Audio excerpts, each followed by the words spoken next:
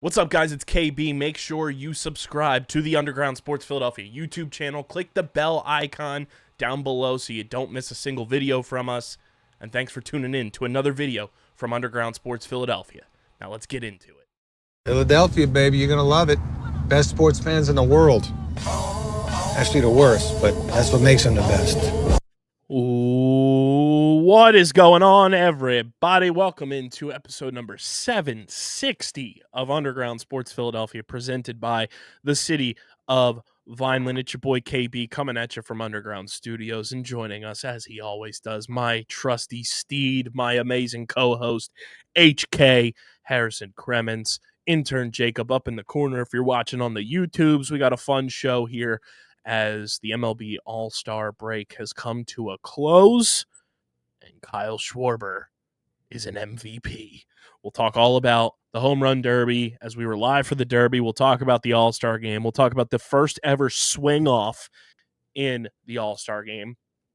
And we will also really dive into this ESPN article that came out today as we record this on Wednesday about Joel Embiid, and just one of the most well-written articles Harrison and I have read probably in the last decade, and just a phenomenal insight and look into the emotion and the person that is Joel Embiid.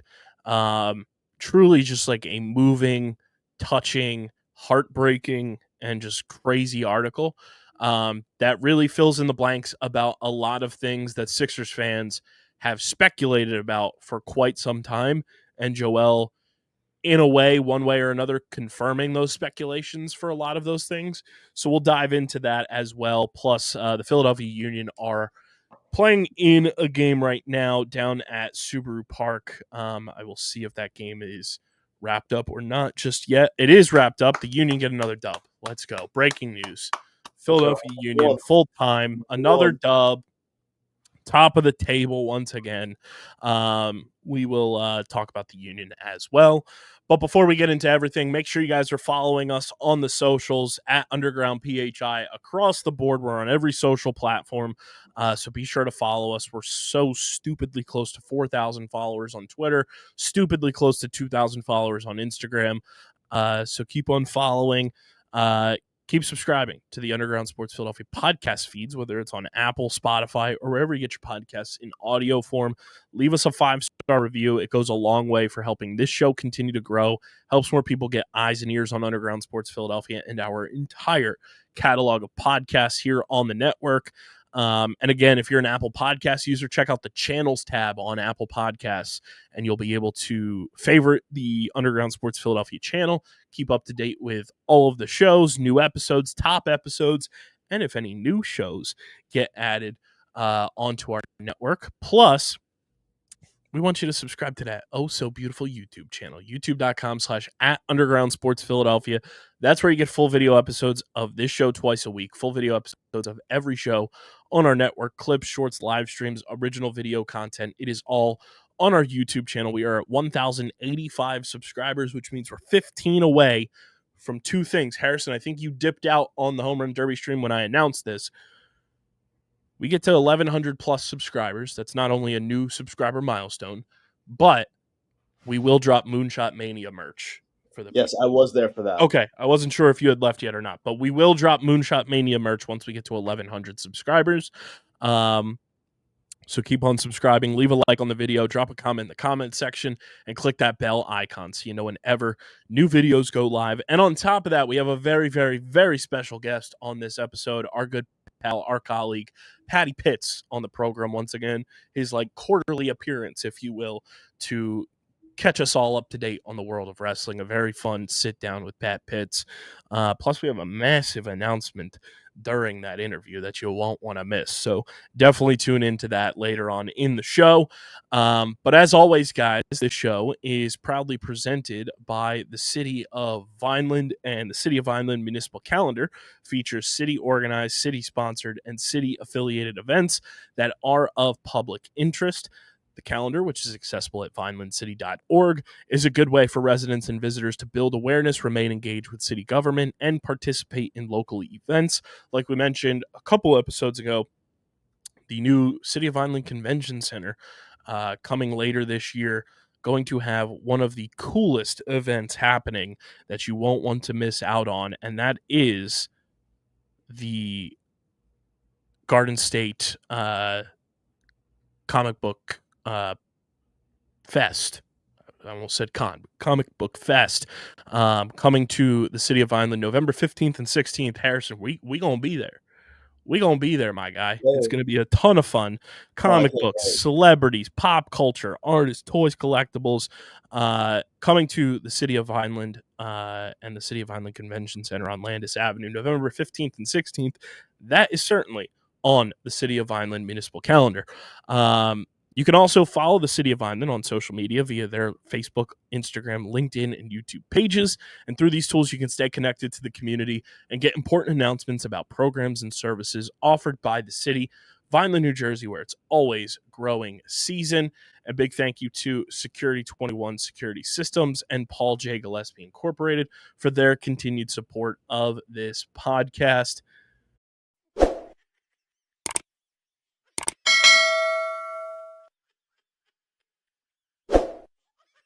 At the Vineland Municipal Utilities, we understand that when our business community thrives, we all win. As a not-for-profit utility, our reliability, lower cost of operations, and flexibility in meeting customer needs make doing business in Vineland beneficial to your bottom line. What's more, we are able to do so while maintaining our commitment to environmental stewardship. We look forward to helping you achieve your business goals now and for years to come. Vineland, New Jersey, where it's always growing season.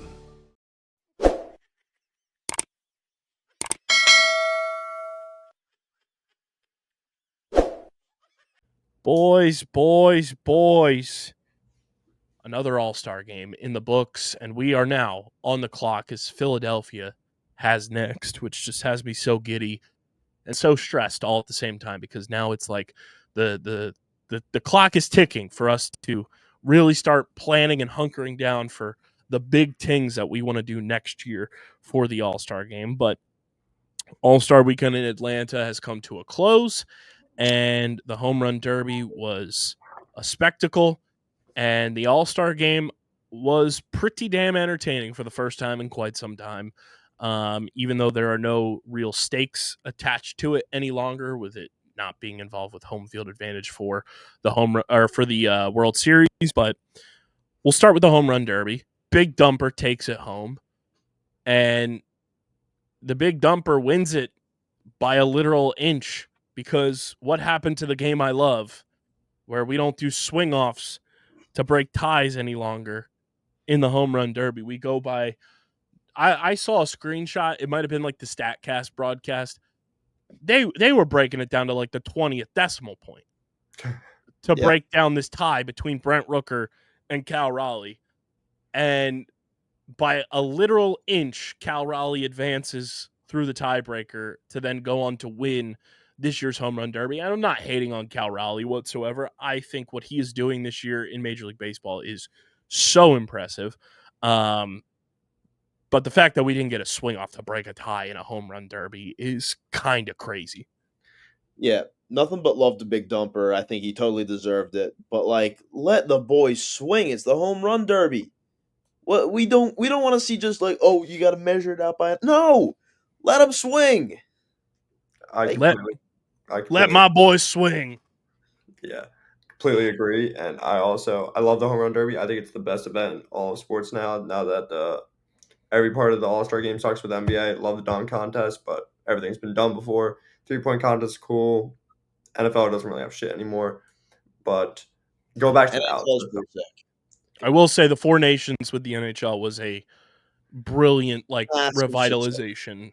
So I'm a casual. I don't watch the NHL. So you got me there. The Four Nations Cup was so The Four Nations was sick. Even as a casual, just singularly Flyers fan, the Four Nations stuff was sick. Yeah. But go back to the outs for the Home Run Derby. I agree. I agree full blown with you. I was watching the Josh Hamilton Home Run Derby, as I always do during this time. And, dude, that's electric. You take your time. You wait for your pitch. Boom. Boom. All right, now your pitch. Boom. You don't have a time crunch. You get your time and try to hit the farthest ball you can. I do think the time too, not to cut you off there, Harrison, but Yeah. I do think the time aspect of it is the thing that's truly like fucked up these guys' swings. Yes. No, I was gonna say, like, in the home run derby, I don't want to see him like rush through it. No. Let the guys take their time, line up, wait for a pitch that they like, give them 40, 30, 40 balls, and just let the boys swing. Like, I want to see 38 home runs in the first round. Yeah. I want to see 40 home runs in the first round. If someone goes 40 for 40, they should get like an automatic bye to the final, or at least the semifinal. Yeah. Like, And like you can still do the bonus ball thing even with outs. Like you can still do the same template of rules where you hit it 400 and what is it, 425 or 450? 450 balls, I thought. No, or So it's a 425. whatever the rule is there, like you can still do that with the 10 outs where it's like, oh, you want to give them extra swings for tiebreakers and such? Well, here, you hit one of your balls that far, boom, you get, X amount of extra swings for they do have to go back to that because it's one of those things where like it was not broken, they did not need to fix it. Yeah. And while the timer, like it's not like the timer has like ruined the home run derby, but like it's said, like I want to see guys hit, 30, 35, 40 home runs in the first round because they're being patient and waiting for their pitch. We saw it in the swing off. Guys were waiting for their pitch, and look what happened. It was amazing. I do fully agree with you there, Jacob. They need to go back to the outs. Yeah. Yep. But Cal Raleigh brings home the home run derby championship, and then the All-Star game happens. And I gotta say, boys, the All-Star game has not been very fun the past X amount of years since they have eliminated home field advantage being the crown jewel of the All-Star game. This was one of the first All-Star games from start to finish that I have really enjoyed because those boys were out there playing, they were out there pitching, and on top of that, it was Lowell Mets the entire final stretch of the game in the best way possible. And on top of that, too, from the home run derby and the All-Star game, I wanted to get your guys' verdicts on this. Josh says it stinks, yeah. Not even that. Cal Raleigh and Eugenio Suarez both got hit by pitches in their respective event. Home run derby for Cal, All-Star game for Suarez.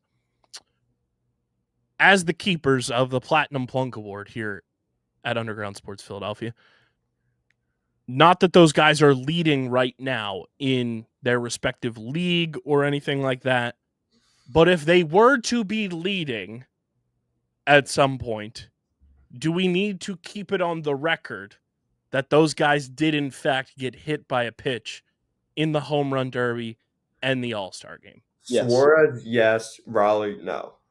Okay, yeah, that's a good way to put it. Suarez, yes, Raleigh. Because you're trying to get him out. You're not trying to let him get on base. Cal Raleigh, you're trying to let him go yard on you. So I was thinking of like figuring out a way to include it. I'm going to keep it in a notes app for both. Suarez, I'll put one at, it'll be like Wikipedia footnotes. When you get like the numbers and like the little carrots and asterisks and everything, we'll keep a footnote.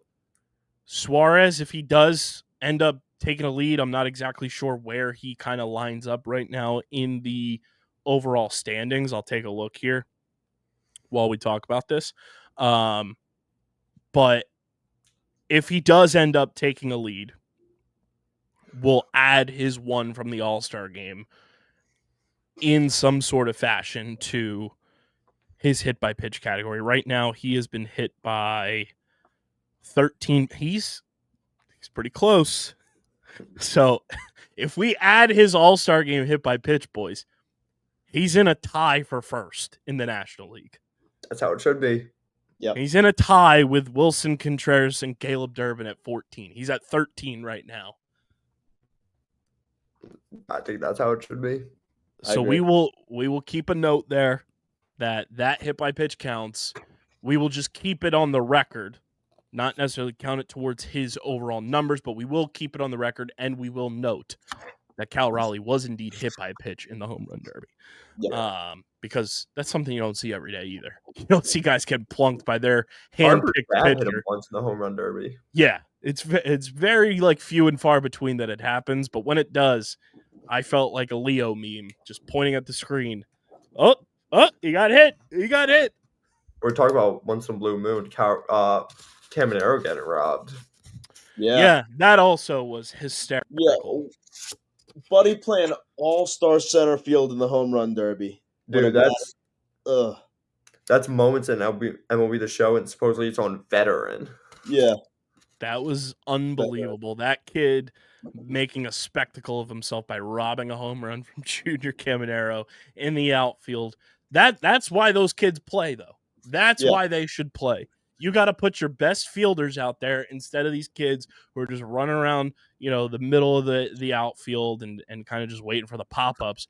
You need guys like that are out there like fucking prime Tobey Maguire as Spider-Man, slinging around there, picking, home runs out of the sky and ready to go. Play left field for us. Yeah. He was, the fact that the Mariners tweeted like just a photo of him was unbelievable. That was incredible. That was one of the funniest things ever. And like, I found it unbelievable from baseball Twitter that everyone was kind of in unison that like that kid rocked. Yeah. That's what like I saw. You would think like with how some things go down with baseball Twitter that some people would be like up in arms about that and being like, oh my God, I can't believe that didn't count. That kid robbed it. No, like everyone was like, dudes rock. That's a moment that kid will have forever. And it was just so sick. It was so sick. Like that kid is like, when we think about all-star games and home run derbies moving forward, that kid is in home run derby lore now. Yeah. Him, Josh Hamilton, Ryan Howard, Jock Peterson, Vladimir Guerrero Jr., Pete Alonso, Bobby Griffey. And that kid. Is Josh Hamilton the best home run derby participant and not win the home run derby? Yeah, I thought it was the greatest home run derby. Are you kidding me? There's no one who even comes close to being as good as he was and not winning. Yeah, see, you guys know I'm young, so I just watched that for the first time a few years ago because I was only like 3. I watched that live. I was only 3 when that happened, Kyle. Oh, goated. So I've been watching that the last few years, but I was only 3 when that happened. So sorry, Kyle. That led into one of the best days of our lives, Harrison, because that was the same year the Phillies won the World Series on our birthday. Yes. But yeah, the All-Star Game was very entertaining, and I thought it was hysterical that people were tweeting about Paul Skeens. This is only the second time that he had gotten more than one run of run support in the first whatever amount of innings in his career. And then everything was coming up Philadelphia Phillies in this All-Star Game. The Phillies obviously don't get Christopher Sanchez in the All-Star Game. Ranger Suarez declined his invite after initially getting snubbed. Zach Wheeler opted out. So it's just Kyle Schwarber there representing the Phillies. Trey Turner got snubbed as well. And then we're in Atlanta for this All-Star Game, which I do have to mention before I keep going. The Hank Aaron tribute was one of the coolest things sick. ever. So sick. Yeah. Like the firework going off to represent the baseball being hit. Oh come on. Man. It was so good. And his widow being there player of all time. And I've been saying that. Hank Aaron is the greatest player of all time. And I stand by that statement. I don't disagree. Like you said, Harrison, like his wife being there was just and the photo that they took of her just like looking out onto the field. Amazing. Everything about that was like it was perfectly done.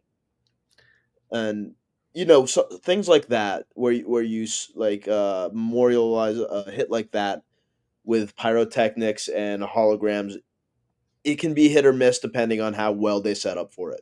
Like, not knocking the sentiment behind it, but it could have gone so wrong. But they crushed it. It was one of the coolest things, if not the coolest thing I've ever seen done on a baseball field that's not like an actual play. How did you not be romantic about baseball? Exactly. It was cinematic. Like, it was unbelievable. So whoever like produced that concept and brought it to life, Hats shout off. out to them. Ooh. But back to the game. Robert Suarez comes in, and that's what's in. Gets guys on base for the American League. Let's go, Goose. And then Dave Roberts pulls him from the game and brings out the little trumpet boy, Edwin Diaz. And all while this is happening, people are just clamoring that Pete Alonso is going to win the All-Star Game MVP because he hit a 3-run home run. Pete not participating in the home run derby. He's going to get the pomp and circumstance now of being the MVP of the All-Star Game. All well and good. Whatever. Then little trumpet boy comes in and has to go toe-to-toe with future Philly Stephen Kwan, who just ropes one beautifully. Tie the game, and Edwin Diaz blows the save, and we go to the bottom of the ninth, where I'm like, oh my God, Kyle Schwarber has a chance to walk this thing off for the National League and steal the show from Pete Alonso. Schwarber unfortunately grounds out to short, and the National League doesn't conjure up any runs, so we go full 9, tied 6-6, which brings us to the first ever All-Star Game home run derby style swing off. Now, before I keep going, Major League Baseball needs to find a better term for this than swing off. Yeah. Maybe swing off is just like, oh, we never thought that this would happen. Let's just like have a placeholder name. There needs to be something better than swing off for that. But let me tell you, boys. Let me tell you. There's a fine line with the swing off home run derby style replacement for extra innings. I've seen a lot of people talking about this on the interwebs today. I think this is the coolest fucking thing for an All-Star game. Yes. Yeah. It is the perfect way to end an All-Star game, have some of your big boppers go up there and try to win it with the long ball. The Maybe people call out it there trying to cross the line and say this needs to replace extra innings in regular games, Casual. sit Get out of down. Get out of here. You're out. You're perfect for You're the outta here. exhibition games. Like, do it for the All-Star games. Maybe do it during the Spring League, like just for fun. Like Spring League, just get yourself used to it. It's perfect for like a banana ball, but Yeah. like regular season baseball games, absolutely not. Yeah. It's beautiful for the All-Star game. Yeah, maybe you call it like a sudden slug off or something.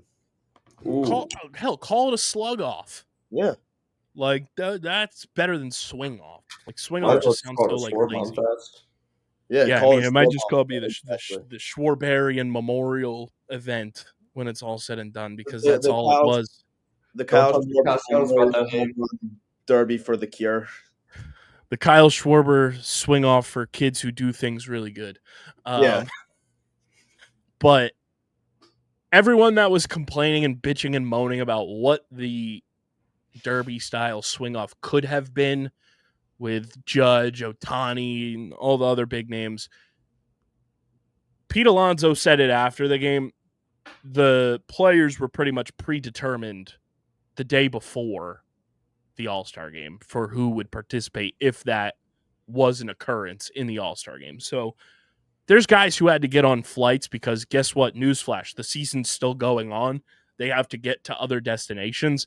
Ohtani and Judge were long gone from Atlanta by the time the 9th inning rolled around. Yeah. If you watched the swing off live, like Tarek Skubal was in street clothes, Yeah. getting ready to leave, but stayed and watched everything. So like some of those guys were gone because they knew they had no other obligations outside of the amount of time they were playing in the All-Star game. Yep. I did love that Dave Roberts pulled a fast one because so many outlets were tweeting that Eugenio Suarez was going to be in the swing off for the National League. And then he said, Kyle Stowers just found out he's in this event. on the spot, which I love that Dave Roberts pulled the fast one there on Kyle Stowers. Yeah. I also cracked up like hysterically at the Miami Marlins Twitter account posting "Great day to be a Kyle S." Yeah. I thought the swing off was awesome, and the participants were great. It was a lot of guys that you know, some guys that you don't know that are very talented baseball players. Brent Rooker going out there and ripping 2 out of 3 to start things off was amazing. And then Kyle Stowers did his thing, got one on the board for the National League. Randy Arozarena roped a piss missile for his one. And then up to the plate, cue cult of personality. My glorious king. Kyle Schwarber steps up. He's a Hoosier. And that first one, I'm watching this live, and I see him swing the first one. And I've seen those types of Kyle Schwarber swings in the past. Some of those don't get enough carry on them, even though he's got a full-blown forceful swing behind it. And I wasn't sure on first contact if that first swing was going out. The other two we'll get to. The first one I wasn't sure, because if you watch it back slowly, he kind of clips like the tip of the bat, and I was like, ooh, he didn't get all of that. But it carried just enough to deep center field in Atlanta to get over the wall, and Kyle Schwarber hits 1 on his first swing. Then his second swing, oh my days, an absolute Schwarbomb. And let me tell you, I don't want to hear any arguments from anybody about this. Joe Davis is the best big moment sports broadcaster going right now. That guy made a home run derby style swing off in a Major League Baseball All-Star Game feel like I was watching Game 7 of a World Series. When he rips the line, Schwarbombs in the All-Star Game, I got chills down my spine. Joe Davis rocks. He is the best of the best, and you will not convince me otherwise. Loved him since the postseason of 22. He's amazing. He's my favorite now. And he's so young. He's only a couple years older than me. Like, he's 37. And he's like the big game broadcaster, not only in baseball, but he does really well in football too. And for him to have these moments, he is just the best. I love Joe Davis. And then that final home run, Schwarber drops to a knee. Just bend the knee to the king of Delco, Kyle Schwarber. 3 for 3, the hat trick to the chop house. Chop that, you dickheads in Atlanta. Just a beautiful scene. And then the American League just can't get it done.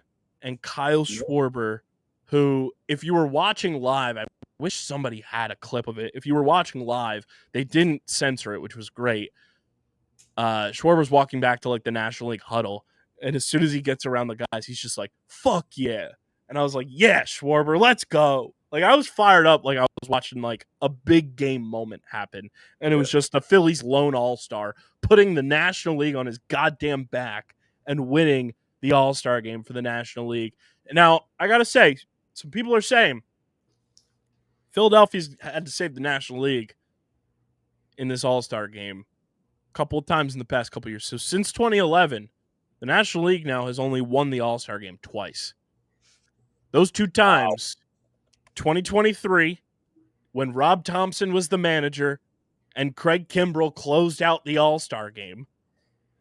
And number 2, Kyle Schwarber wins the first ever home run derby style swing off by going 3 for 3 and capturing the first All-Star Game MVP for the Philadelphia Phillies since 1964. Incredible. You could have just said, though, in 2023, Rob Thompson was our manager. You didn't have to say Craig Kimbrell's name. Hey, he did technically close it out in a Phillies hat. So yeah, but screw him, though. Yeah. Yeah. But on top of that, it prevented Pete Alonso from winning the All-Star Game MVP. Yep. And it prevented Pete Alonso from even participating in the swing-off. And the photo that is captured of Pete Alonso just koala hugging Kyle Schwarber. I cannot wait to just have that in the files, to being like, oh, you don't think Pete Alonso loves the Phils?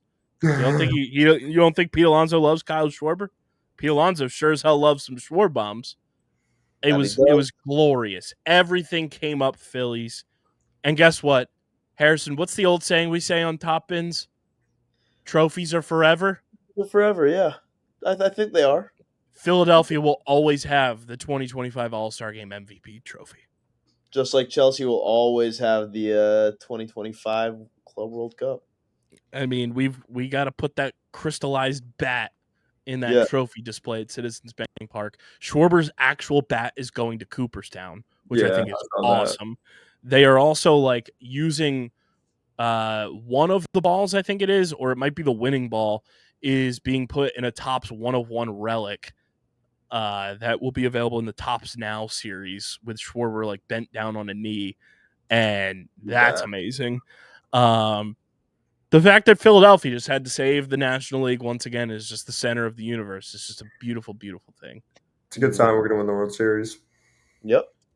I love that Kyle Schwarber rounds out in the 9th inning, but then comes up clutch, wins the All-Star Game MVP, and Mets fans are just pissing down their legs, crying, bitching, and moaning about Kyle Schwarber winning the MVP, pulling up the rules about what happens if a swing off happens, and saying that in the official MLB rules, the MVP has to come from things that happen in the actual game. They're calling Kyle Schwarber's MVP, Mickey Mouse, all this kind of stuff. You're crying about an all-star game. Now, mind you, this trophies are forever. Kyle Schwarber will forever be All-Star Game MVP in 2025. But the fact that Mets fans are just like having emotional breakdowns about Kyle Schwarber winning the All-Star Game MVP is just more fuel to my fire, and just the ultimate lull Mets situation. Such lull Mets. It's incredible. Like, suck it. Yeah, It's just rent free. beautiful. Rent free. Hey, Mets fans, right there. Rent free. Bang. Bang. Which brings me to, boys, our old tip of the cap segment. Our old tip of the cap here, brought to you by our friends at 47. Guys, I genuinely love 47. It's my go-to hat brand of choice. And while I was out in the wild running some errands today, I was shopping around and I stumbled upon this beautiful gem here, just out in the wild at Marshall's, just hanging around. I said, I gotta bring you home. I gotta take you home with me, because 47 Phillies rope hat just out in the wild like that, gotta be done. Come on. 47's truly the best. I was also looking around. I was at Dick's Sporting Goods. They had the official Phillies Carhartt collab hats available at Dick's Sporting Goods as well, which is amazing. And 47's just dropping new capsules, new drops, literally almost feels like every single day. They have a whole collection for the All-Star Game, which just has me that much more excited for what the 47 merchandise is going to be for the 2026 All-Star Game when it's in Philadelphia, because these shirts and hats are amazing, outside of the one with Blooper on it. But that's no slight to 47. They're just doing their job. Blooper just stinks. But their All-Star Game merchandise is amazing. They've got collabs with Carhartt, with New Balance, with Rawlings, and they just dropped their new WNBA merchandise as well, which is absolutely incredible. Use our link in the description to shop with our friends at 47. Gear up with your favorite team, whether it's MLB, NFL, NHL, NBA, WNBA, soccer, minor league baseball, NCAA, NASCAR, and more.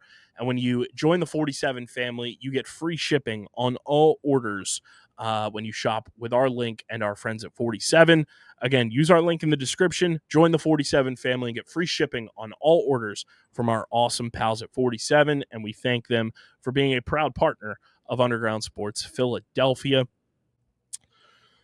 Boys, we're heading into the second half of the Major League Baseball season, and, we are a slim, I want to find the actual date, but it feels like about 2.5 weeks away from the MLB trade deadline. And I couldn't help but listen pretty intently to Kyle Schwarber in every moment of discussion he had with the media, saying, you have conversations with guys that you wouldn't normally have. And my brain just went to the Team USA basketball teams when they're at the Olympics and they have conversations with each other that you normally wouldn't have. And it just got me thinking, as the trade deadline is on July 31st, who do you think Kyle Schwarber was having conversations with that he normally wouldn't be able to have?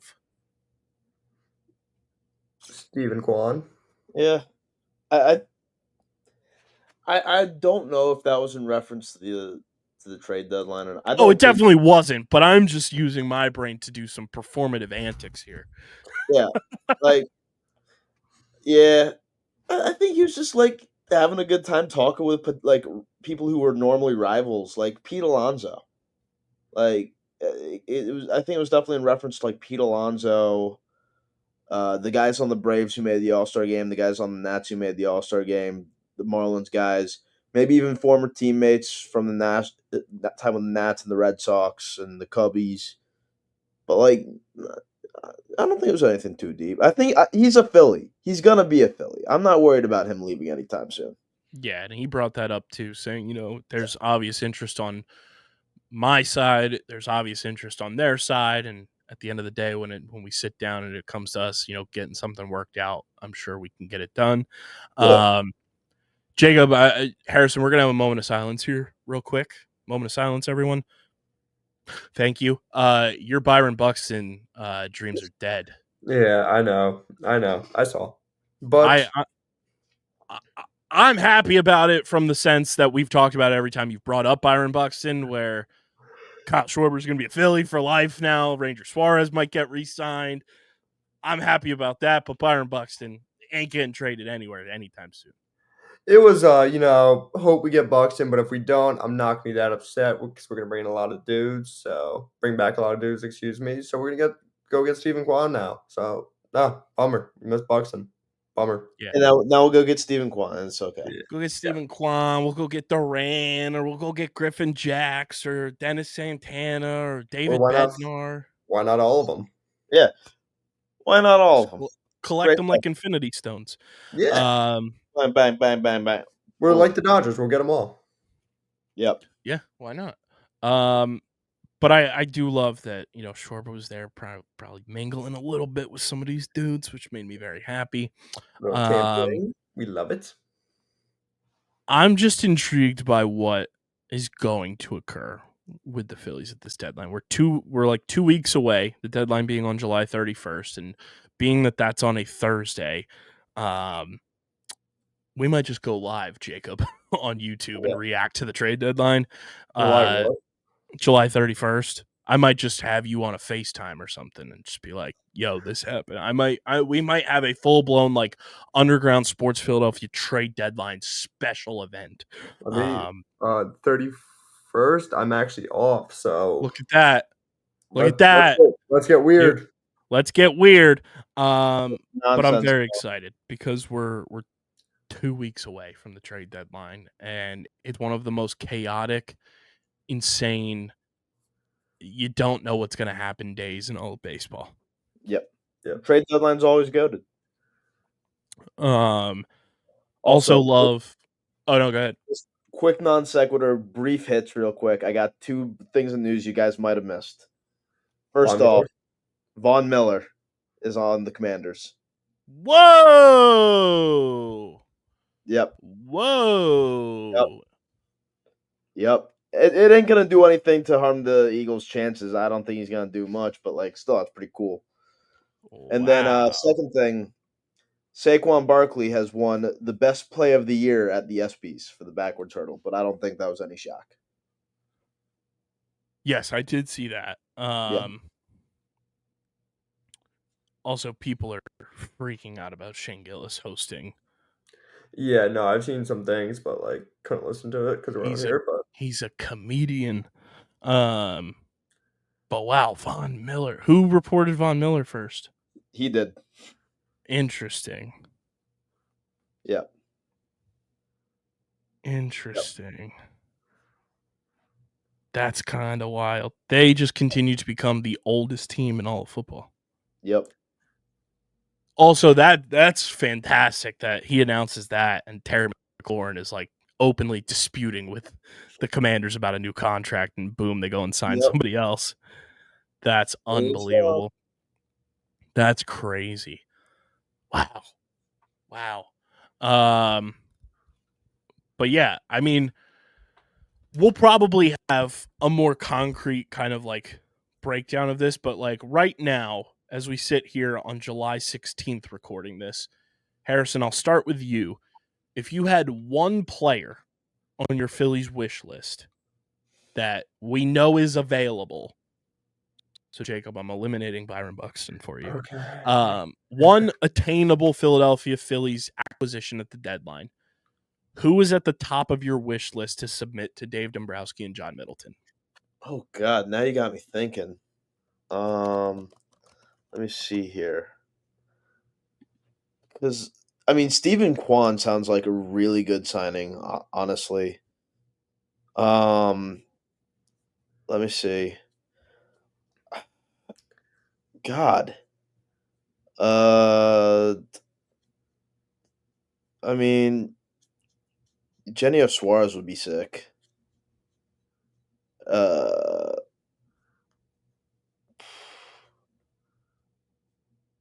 Yeah. I'm sticking with Stephen Kwan. I mean, Jaron Duran might be cool. I mean, he's available. And the Red Sox are getting kind of hot. Yeah. They are one of the hottest teams. Maybe we could yank from the Marlins again and get Sandy Alcantara. No. No. I don't think we need starting pitching. We don't need bullpen starting. help. No. Maybe Felix Bautista from I Baltimore. like that. I like that a lot. So your maybe final. He's getting older, but Aroldis Chapman's turning back the clock a little bit. I don't trust that old man. I don't trust him at all. He's turned back the clock just a little bit. We don't need him for a long time. No, friendly fire will not be tolerated. Can't call him an old man. Ryan Helsley. He's older than me. I'm going. I was busting your balls. I am a youth compared to that guy. I'm going Duran or Clase. Pick one. Duran. So are you talking Johan Duran from the Twins or Jared Duran from Twins? Okay. So Johan Duran, your final stamped pick. Yep. Jacob, who are you going with? Pick somebody else than Duran just for the fun, like diversity of this. That was my pick, but I think he's all three of our picks at this point. But yeah. I'll say Helsley then. I'll say Helsley. Yeah. We need relief pitching. Do you think Helsley's going to be available though? Yeah, I do. Because where are the Cardinals right now? Okay. They're not getting a third. Yeah. Okay. For the sake of the discussion, obviously the three of us were very big on Johan Duran being a Philly. Like that would make a ton of sense for this team for the now and the later. I'm gonna stick to my I'll say cannons here. Give me Bautista. Like that. I'm fine if we get any one of the three dudes we just said. Yeah, any of them. Actually, no. I'll change just on the simple fact that I feel like the Orioles are going to try to like bend us. Give me Santana from the Pirates because I think you can get him for a more attainable price. Fair. And Bautista, and I think he's the better player right now. And if you put him with this team and give him the opportunity, I think he's going to shine. Give me Santana from the Pirates. I think if the Phillies go out and get any of those three or Bautista or whomever, like they have to get one like A chip relief pitcher, and then they also have to go and get like a B- tier reliever because like not I think even better like somebody who like in the traditional sense is in like the category of like a Strom or a Kerkering. Gotcha. Like Tanner Banks is like C+ tier for me, where like if he's coming in the postseason, I'm like, holy shit, are we losing like by a lot? And that's no slight on Tanner Banks. It's just the type of pitcher he is. Like he's not a high leverage like flamethrower type where like you go and get Duran or Bautista or Santana or somebody or even Griffin Jacks. That guy's like an A like list bullpen arm. You go and get somebody that's like a Bednar or something like that. That's almost like the type that would be like the next tier down for me. And that's no slight on Bednar. I just think he's an 8th inning guy versus a 9th inning guy right now. But we'll have our trade deadline predictions full blown on next week's show on next Thursday, which will be the 24th of July, which will be a week out from the trade deadline. And then who knows, by the time we're recording on, the 27th or the 30th, we could have breaking news during those shows, which is always so fun. So much fun. But we do have a very, very fun conversation with the boy, Patty Pitts, on this episode. And it is brought to you by our awesome merch partners at PHI Apparel Company. Guys, if you want to stand out in the crowd, whether you're going to Citizens Bank Park, hanging out with your homies, kicking it at the bar, you want to stand out in the crowd, and PHI Apparel Company is the place to do it with their unique designs for all. There's no doubt in our minds you will stand out in the crowd. Rep your favorite Philly sports team or your favorite Philly sports podcast with our official merch and just incredible merchandise for your favorite sports teams. Go to phiapparel.co, and when you go to checkout, use code UNDERGROUND to get 10% off your next merch order. Again, that's phiapparel.co, code UNDERGROUND for 10% off your next merch order, and stand out in the crowd with the official merch partner of Underground Sports Philadelphia. Patty Pitts on the program, Harrison, catching us up on wrestling. Jacob's first soiree into the mind of Patty Pitts. Obviously, he was on the Home Run Derby stream with us, but he didn't really get the wrestling brain. He just got the fun kind of nonsense brain of Pat Pitts on that stream. Live stream Pat Pitts is a different breed than wrestling Pat Pitts, but a very fun conversation and a massive announcement towards the end of the interview. So, without any further ado, here is Pat Pitts for the quarterly Underground Sports No Nights Off crossover episode.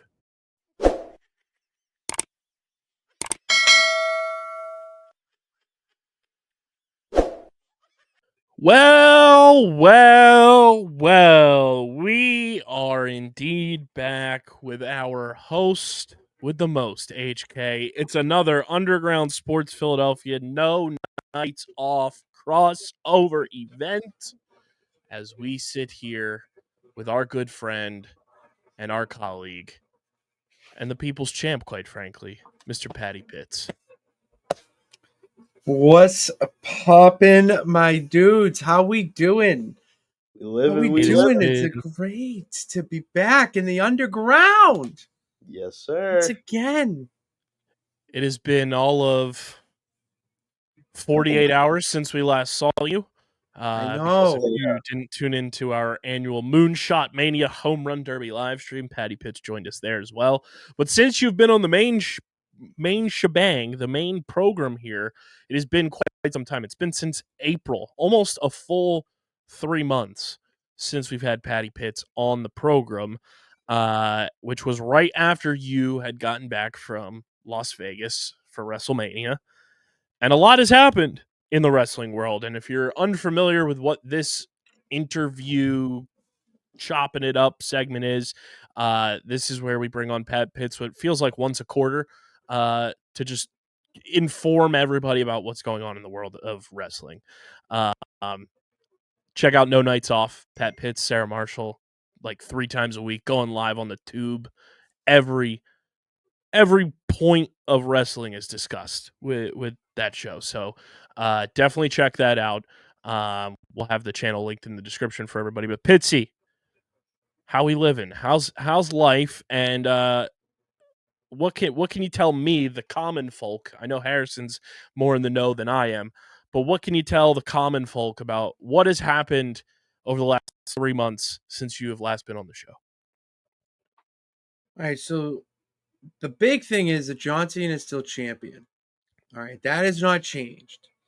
And during my time away, we've got to go back in time into John Cena's greatest rivals.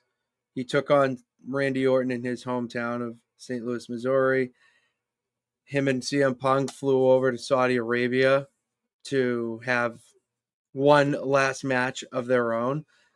Both times Cena came out victorious. Both times because of nonsense. So that's the biggest front takeaway, at least from WrestleMania, because Cena was champ. Goldberg came back for a split second. Yeah, what was that all about? Yeah. All right, so Harrison obviously you know who Goldberg is, but Kyle, do you know who Goldberg is? Yeah. Okay. How much so Primarily, Goldberg, I know him as the "You're next." yeah, okay. So Correct. you get the gimmick. You get the gimmick. So he came back for one final run. People were very confused why. However, it was pretty clear if you listen to anything he's done interviews wise since his last match. He talked about on one interview with this guy listening to Chris Van Fleet that Vince promised him one more match to go out on his own terms for coming back to put over Roman Reigns. He didn't want to go to Saudi Arabia again. He didn't want to have another match after the catastrophe that was The Undertaker versus Goldberg. So this was his farewell tour, so to say. He's going to put over Gunther, the next crushing machine, and he gets to do it in his home state of Georgia. Great. It was fine. I thought the whole build up, whatever, was great. Fine, whatever, because I was a Goldberg fan. But it was afterwards where now he's bitching about how he wish it went a certain way. He's pissed that he got cut off during his impromptu retirement speech. And usually I can see the other person's side, but in this case, get bent, dude. They did everything they could with how everything is playing out on the show to give you the time to say their farewells. And you're just so egotistic that you needed it to be more of you in reality. You got 15 minutes. Goldberg matches at the most over the past 10 matches he's had averaged 5 minutes. All right. And he got 15 with the champion. So the guy should not be bitching and complaining like he is. That's probably the one thing I've not liked since, but yeah, it's just crazy shit has happened. Travis Scott has been buried. No one knows Travis Scott anymore. Thank God. Sick of hearing that goddamn Fiend song. I'm so sick of it. Fiend. Shut the fuck up. All right, dude. I get PTSD from my 2-week excursion on the West Coast from hearing Fiend. I see Travis Scott. See right here, bud. Right there. PTSD. Dude, anytime I hear that song now, I just think of Travis Scott WrestleMania and beautiful women in bikinis on horses. Because that is what I saw out on the West Coast. So I like where life is going right now. I don't need to relive that memory. Thank you. Yeah. Plus you were eating pizza and chicken tenders at 8 a.m. Yeah. What else are you gonna order at a sports arena at 8:30 in the morning, dude? I was so confused. Living that dirty Dom Mysterio lifestyle. Come on. Dude, I got 5 hours of sleep, not even, because I went to the casino with Callie Will the night before. He was at a Grateful Dead concert at the Sphere. Yes, sir. So imagine, dude, it's Deadheads and wrestling fans. Those worlds colliding in Vegas, that's your nonsense galaxy. Seriously, dude, it was a wild time. That's what the MCU would call an incursion. That's me right there. Deadhead and a wrestling. It's literally you. That's literally me. Dude, you would have enjoyed it. We played some blackjack and got and we got McDonald's at 3 a.m. It was great. Beautiful. But Yeah, no, that's perfect. sorry, I forgot what I talked about. What's all this deadhead talk? What's going So on? basically, in recent happenings, because it popped up on my timeline, and I was just kind of going down a rabbit hole to prepare for having you on the show. Roman Reigns is back. Yes. Yeah. How do I feel Was about it? that? How do you feel? Were you surprised? Like, where do you see like it all kind of playing out with this particular time of him coming back? We talk about on the show, and it's mainly Sarah talking about how like Roman just comes back for 3 months, or not even like 3 weeks or whatever, and then we'll go away for 3 months. Where she gets upset about that, I don't care personally. Like, he's serving his purpose right now in WWE. All right, he doesn't need to be here. Now he does.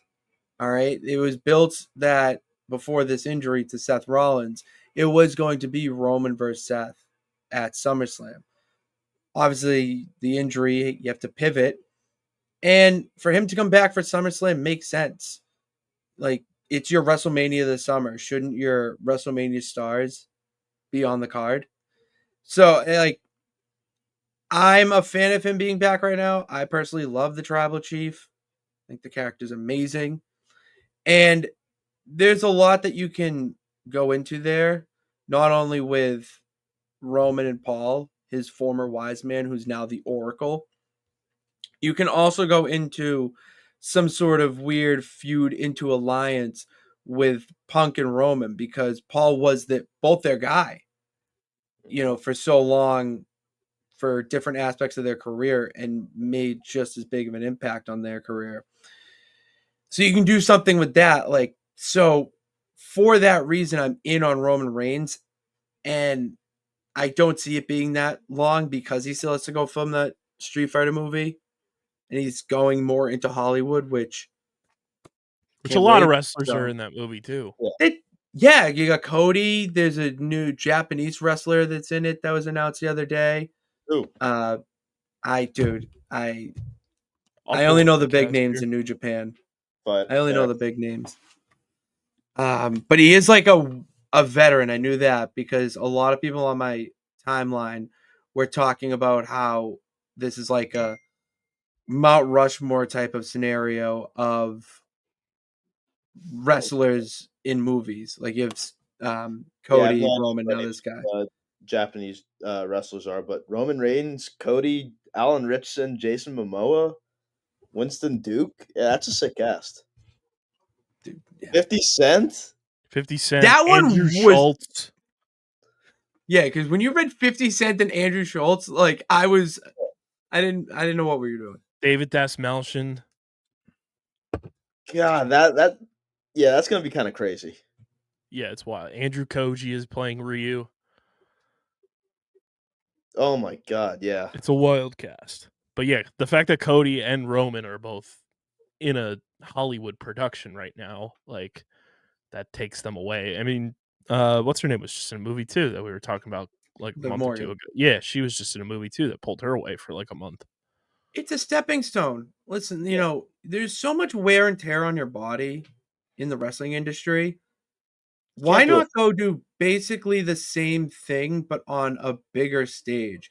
And one thing that I exactly, with less wear and tear, but also I think something that wrestling fans miss the boat on a lot is that it's like Hollywood and wrestling are basically the same thing. This is going to be a stepping stone.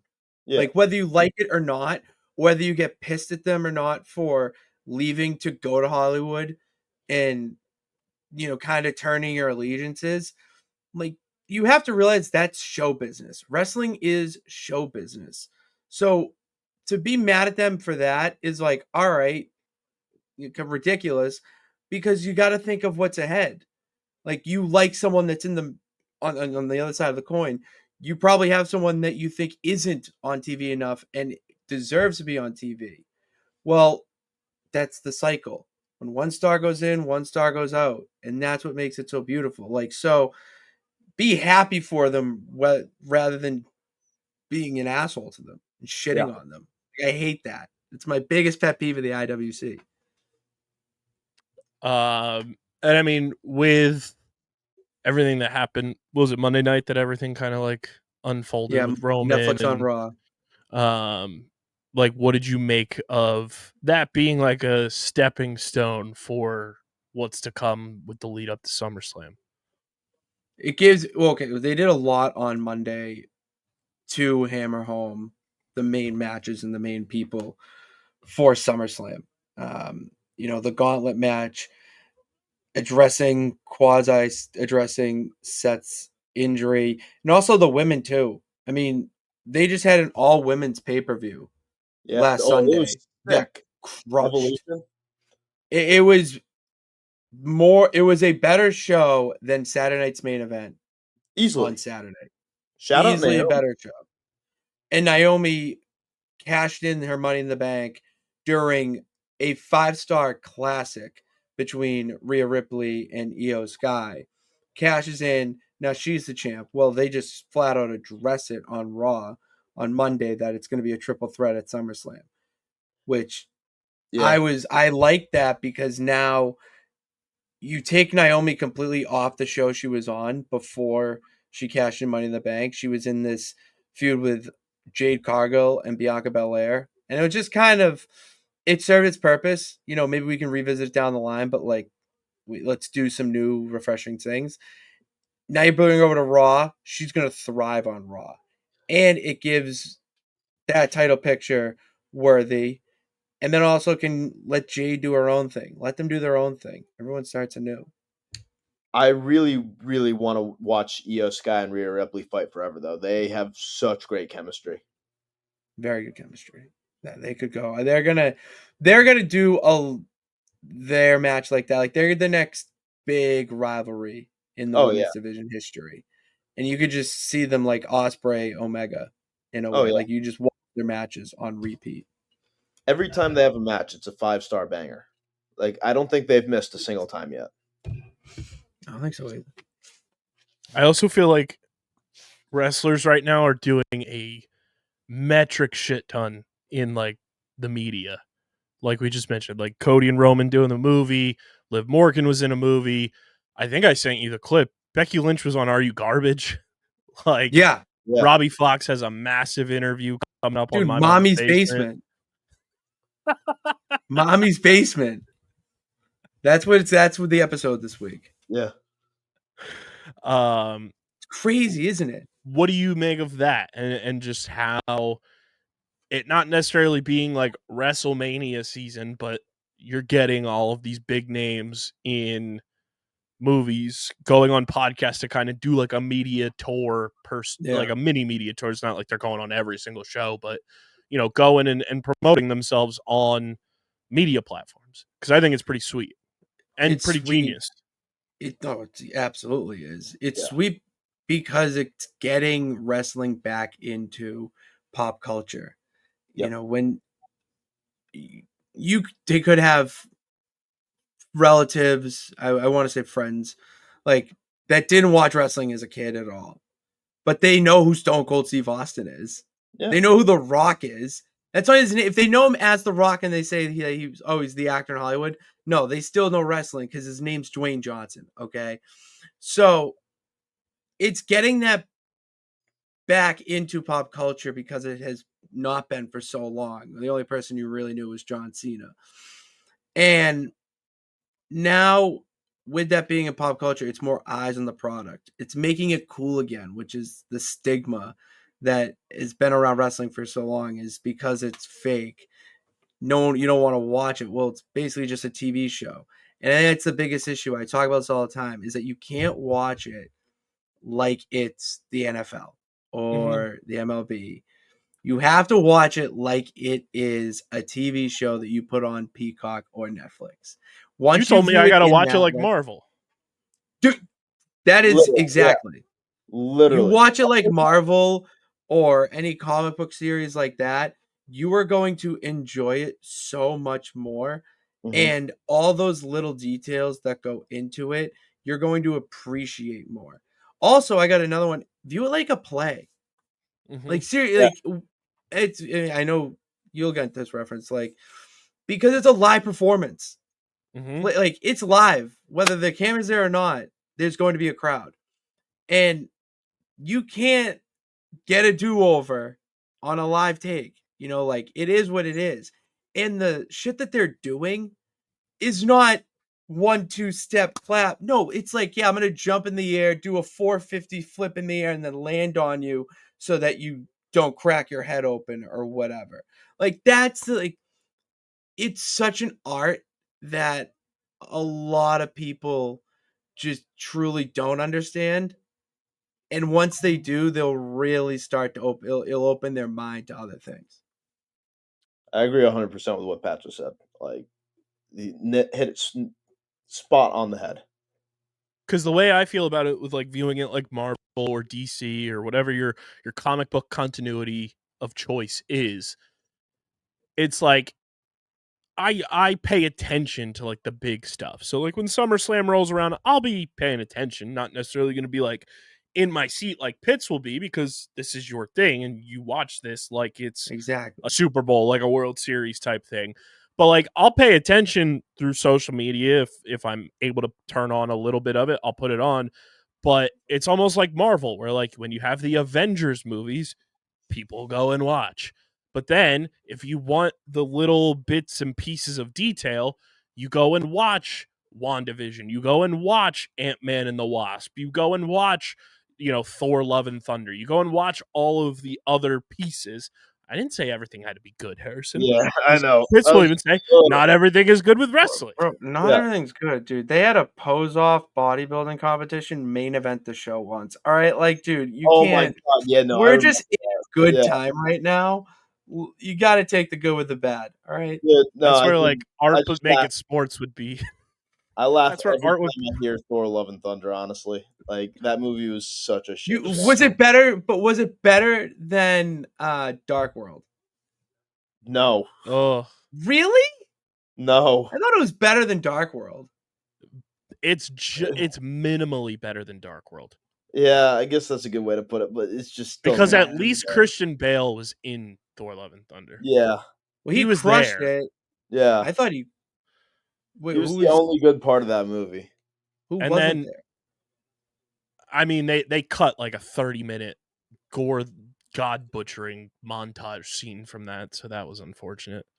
Like the Yeah, dude's character name is Gore the God Butcher, and he butchered one god. It's true. They should have capitalized the yeah. Gore the I didn't. I God forgot. You Butcher. did tell me that. They did cut the scene. Because that's how I like view wrestling, through like a Marvel lens, and I'm like, I don't need to know everything. Just Yeah. like with Marvel, like I'm still catching up on stuff, even though I've been a MCU fan my whole life. I'm still catching up on things to like kind of like learn. Like I didn't watch Agents of Shield. I didn't watch everything that was like the Netflix Defenders series outside of Daredevil, and I'm currently watching Jessica But, yeah. Jones. But now like But in Daredevil's wrestling. back, so now I'm like, cool. I kind of gotta catch up on this and see what's going on. Same thing And with that's wrestling, which the is thing, like, wrestling. I'm gonna lob this up to you, Pitts. Where the fuck's Jelly Roll coming into this? That's my god. What is Yes. Jelly Roll No, doing? I was just about to bring that up, dude. Like, you know that Jelly Roll is going to be teaming with Randy Orton Yeah, at what the hell? SummerSlam Yeah. to take on Logan Paul and Drew McIntyre. And it started Yeah. because Logan Paul got in the, of course, it all starts with Logan Paul being an asshole. Always. Jelly Roll's performing Liar, top song. Logan Paul just comes out and kicks over the speakers, just like What a takes dickhead. all and says, how dare you think you can come into my sport of professional wrestling with your celebrity status? We don't want you celebrities in our sport, which, by the way, hilarious. Great way to make a villain. And then that's when Randy Orton came out, blew a gasket on Logan Paul. Drew McIntyre's in it and it was only teaming with Logan because Drew and Randy were feuding. That ends up at Saturday night's main event. Jelly Roll gets in the middle of the match because he pushed Logan Paul, who was accompanying Drew. Randy gets the win. Logan attacked Randy after the match. Jelly Roll throws Logan Paul on the ground, and then Jelly Roll, like, what's up? Logan Paul's like, what's up? Goes to the punch. Jelly Roll blocks it, knocks him down. Jelly Roll goes to look over at Randy Orton, check on him. Kick out of nowhere by Drew McIntyre. Kick Jelly Roll in the face. We got a match at SummerSlam. So, like, dude, like, it's nonsense. It's the best. And did you listen to Jelly Roll at all today on McAfee? I didn't see. I have to go back and watch. So he's been training. He moved down to Orlando, for the time being to train every day at the Performance Center, and was saying that he had guys like Kevin Owens, Jacob Fatu, The Undertaker come over and give him pointers and teach him how to wrestle. Like, that is what you want, to the umpteenth power of an outside celebrity coming in and trying to do what you do. Like, that is the real way you put eyes on the product and get people like yourself to come in and be a true wrestling fan. Yep. Yeah, when I saw Jelly Roll and Logan Paul, I was like, what is going on right now? Dude, I'm it's like, awesome. does Logan Paul not know that Jelly has lost like 200 pounds? He looks good, doesn't he? Looks great. Incredible journey, dude. Like, proud of him. Did you see him meet up with The Rock? Did I send you that? I did. Yeah, I watched a little bit of that. That's incredible. That was touching. Yeah, like, I didn't know that The Rock lived in San Antonio, was it? Nashville. Nashville. It was Nashville. I didn't know The Rock lived in Nashville when he was growing up. So, but like, that was a cool moment that this year, like, the picture and everything. That was awesome. That was wild. So, SummerSlam's what, 2 weeks away? 2 weeks away for SummerSlam, and that's just WWE. All right, we have a big pay-per-view this weekend. Yeah, TNA Slammiversary. Fill everyone in on that aspect of wrestling. So, fun fact, there's not just one wrestling company in the world called WWE. I know, Kyle, I know it's crazy. It is crazy. There's not just one, all right? There are millions and millions of wrestling companies out there. And last weekend we had Tony Khan, son of the Jaguars owner Shad Khan, his wrestling company put on their Super Bowl, their own WrestleMania at Global Life Field where the Rangers play. 6-hour show, by the way. And the thing is, every match low-key need to be on there. Like, there's not something that you can say, yes, we can cut that. Oh, that can go. No, like, everything felt in place. And that's the other company that has, well, I would say the second company, because WWE and AEW are the real big companies that have a TV deal. Mm-hmm. TNA is working on that right now, trying to, I don't know if it's gather the money or just contract wording negotiations to get a TV deal. They have been actually around longer than Tony Khan's company of AEW. They've been around since 2002. And they agree, if that was like WWE's only real competition after like 2002, they now have a partnership with them for both companies' talent to appear on their brands and other perks and whatnot. And they have their pay-per-view this weekend. Why is it important? Because a WWE superstar is the company TNA's champion. And he's going to have to defend it against Joe Hendry, who, I mean, everyone knows who Joe Hendry is, and Mike Santana, who's the TNA homegrown original Boricua, he calls himself. Awesome. It's a triple threat match for the title. So TNA's looking to get back their championship.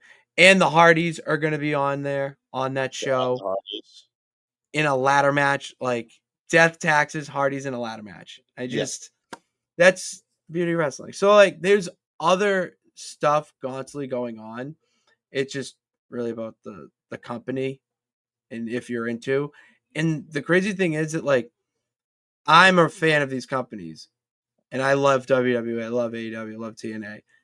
But you have someone that loves TNA, hates AEW, will not watch AEW. We have AEW fans who will not watch WWE. The tribalism online is so apparent, and it is the most toxic part of the internet. Unfortunately, it's where a lot of people that come in and comment on my show sometimes crawl out from. But and it's sad, and it's just sad that people think like that. But you gotta, Hey, yeah. the IWC is one of the most toxic places in the world. So Oh my god, dude, it's brutal. Like that's the thing that you don't need to just be a fan of one. If you just prefer one or the other, that's fine. yeah, Sarah, that's the way Sarah is on No Nights Off. Is like Sarah can't watch everything that I watch. Like she just can't, and she prefers WWE. But she'll sit and she'll obviously know what's going on because she follows all the right people. But she'll sit with me, or at least did when we were in Vegas, and watch an AEW show and be like, that was really good. I enjoyed that. So you do have that, and I think that's the best side of the IWC, or people like Sarah, where it may not be a cup of tea, but like you enjoy wrestling, so you're gonna watch it and can respect that there's better talent outside of the world of WWE. So yeah. So with the build up to SummerSlam, where do you think these next 2-ish weeks take us in terms of just like the final, feathers in the cap to get us there? I want to see more from, or I want to, not more because it just started, but I want to see something build real deep with Gunther Punk. There's a lot that you can do there, and also it's a great, finally, an opportunity for Gunther to work with legitimate main eventers, veterans who have been in the industry for 20 plus years. that's not to rip on Jey Uso either. Like Jey Uso, No, but he's it's not. it's more the veteran. He's never been a main event. Like this is Yeah, he's been main event Jey Uso for like a year a and a year. half. He's not Yeah, CM Punk.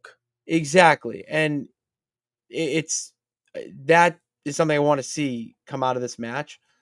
I was way more excited and had fantasy booking on the ready for the SummerSlam main event of Cody Rhodes, John Cena. Now with Seth Rollins being out, I'm curious. I'm on the edge of my seat to see where they go with it Hmm. because I had it in my mind that John Cena's heel run that we have seen so far was going to be half heel, and then the other half would be the redemption to be the fan favorite again.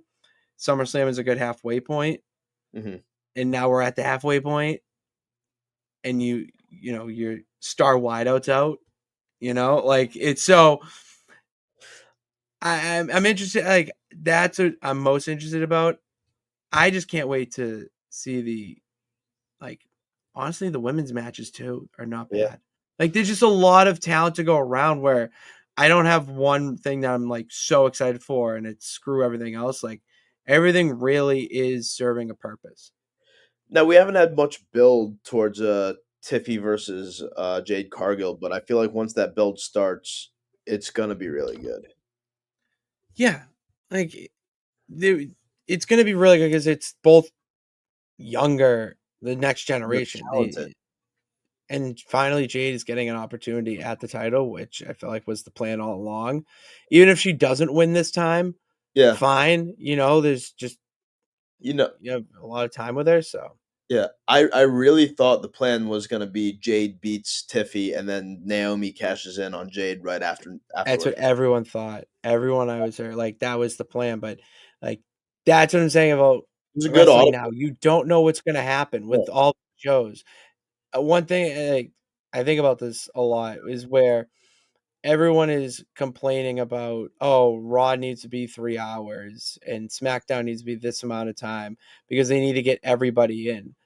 And sometimes these pay-per-views, it doesn't seem like they serve a purpose. Well, having shit like Naomi cash in on the main event on a match that you're so invested in that you completely blocked her out of your mind, let alone the side that she's not even a superstar on that roster. Like that's what's going to make you watch. And if you have been watching along every week in pay-per-view, there has been a continuity within the WWE, not only with, division specific, but also with storylines and stuff. Like, oh, this person's going here, okay, because like there's a connection, or oh, this person's finally getting like it's not everything is connecting really well, and the little details are great. So like you need to watch every week because every show matters. Every show is a little bit more to what you want. Would I be in the wrong saying this as an outsider looking in? It feels like this year in particular, and you've brought it up a ton, the women's matches have been far more like robust and intriguing and like heavy action compared to the men. Yeah. The women's matches have been a lot more entertaining. I mean, I went into this weekend not really excited for the tag team championship match because the winner was obvious. And spoiler alert, the winner was obvious. I sat there and watched that eyes glued. It was so good. There were so many little things that if you have been watching weekly would have, we'll say, popped you. Like Charlotte Flair is known for being you know, the queen for a reason. She's pompous, asshole. No one really likes her, but she's looking to dive into a deeper side of Charlotte Flair. And she did that with saving Alexa Bliss from getting speared by this monster, Zarya, who ended up spearing her own partner to cost them the match. But Charlotte saved Alexa. That was growth, something that's like, oh shit, like I didn't expect that to be the case after watching them interact with each other on SmackDown for the past 2 weeks. You had the Money in the Bank matches have been better than the men's, just in how they utilize the ring area and utilize the weapons. And honestly, the Royal Rumbles too. Like they have been a lot more entertaining for them, more entertaining than the men's.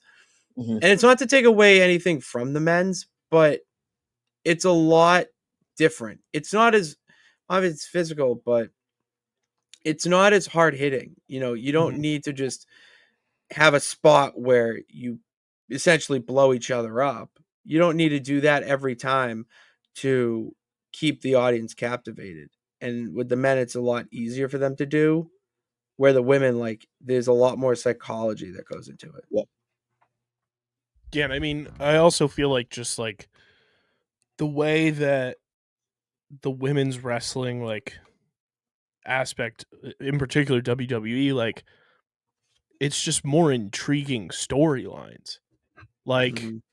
one minute you have people teaming up, and the next minute they fucking hate each other, Yeah. and there's like nonstop like little details within the little details in all of these women's matches versus I mean John Cena's doing exactly what he said he was going to do. He's going to ruin wrestling and that's what it feels like. But guess what? He is a John Cena's not running the women's division and the no, women are he's not. fucking crushing it and far more entertaining I think to just the average fan in terms of the storylines that are being produced, in terms of the action that's being put on display, and just the pieces on the chessboard involved right now.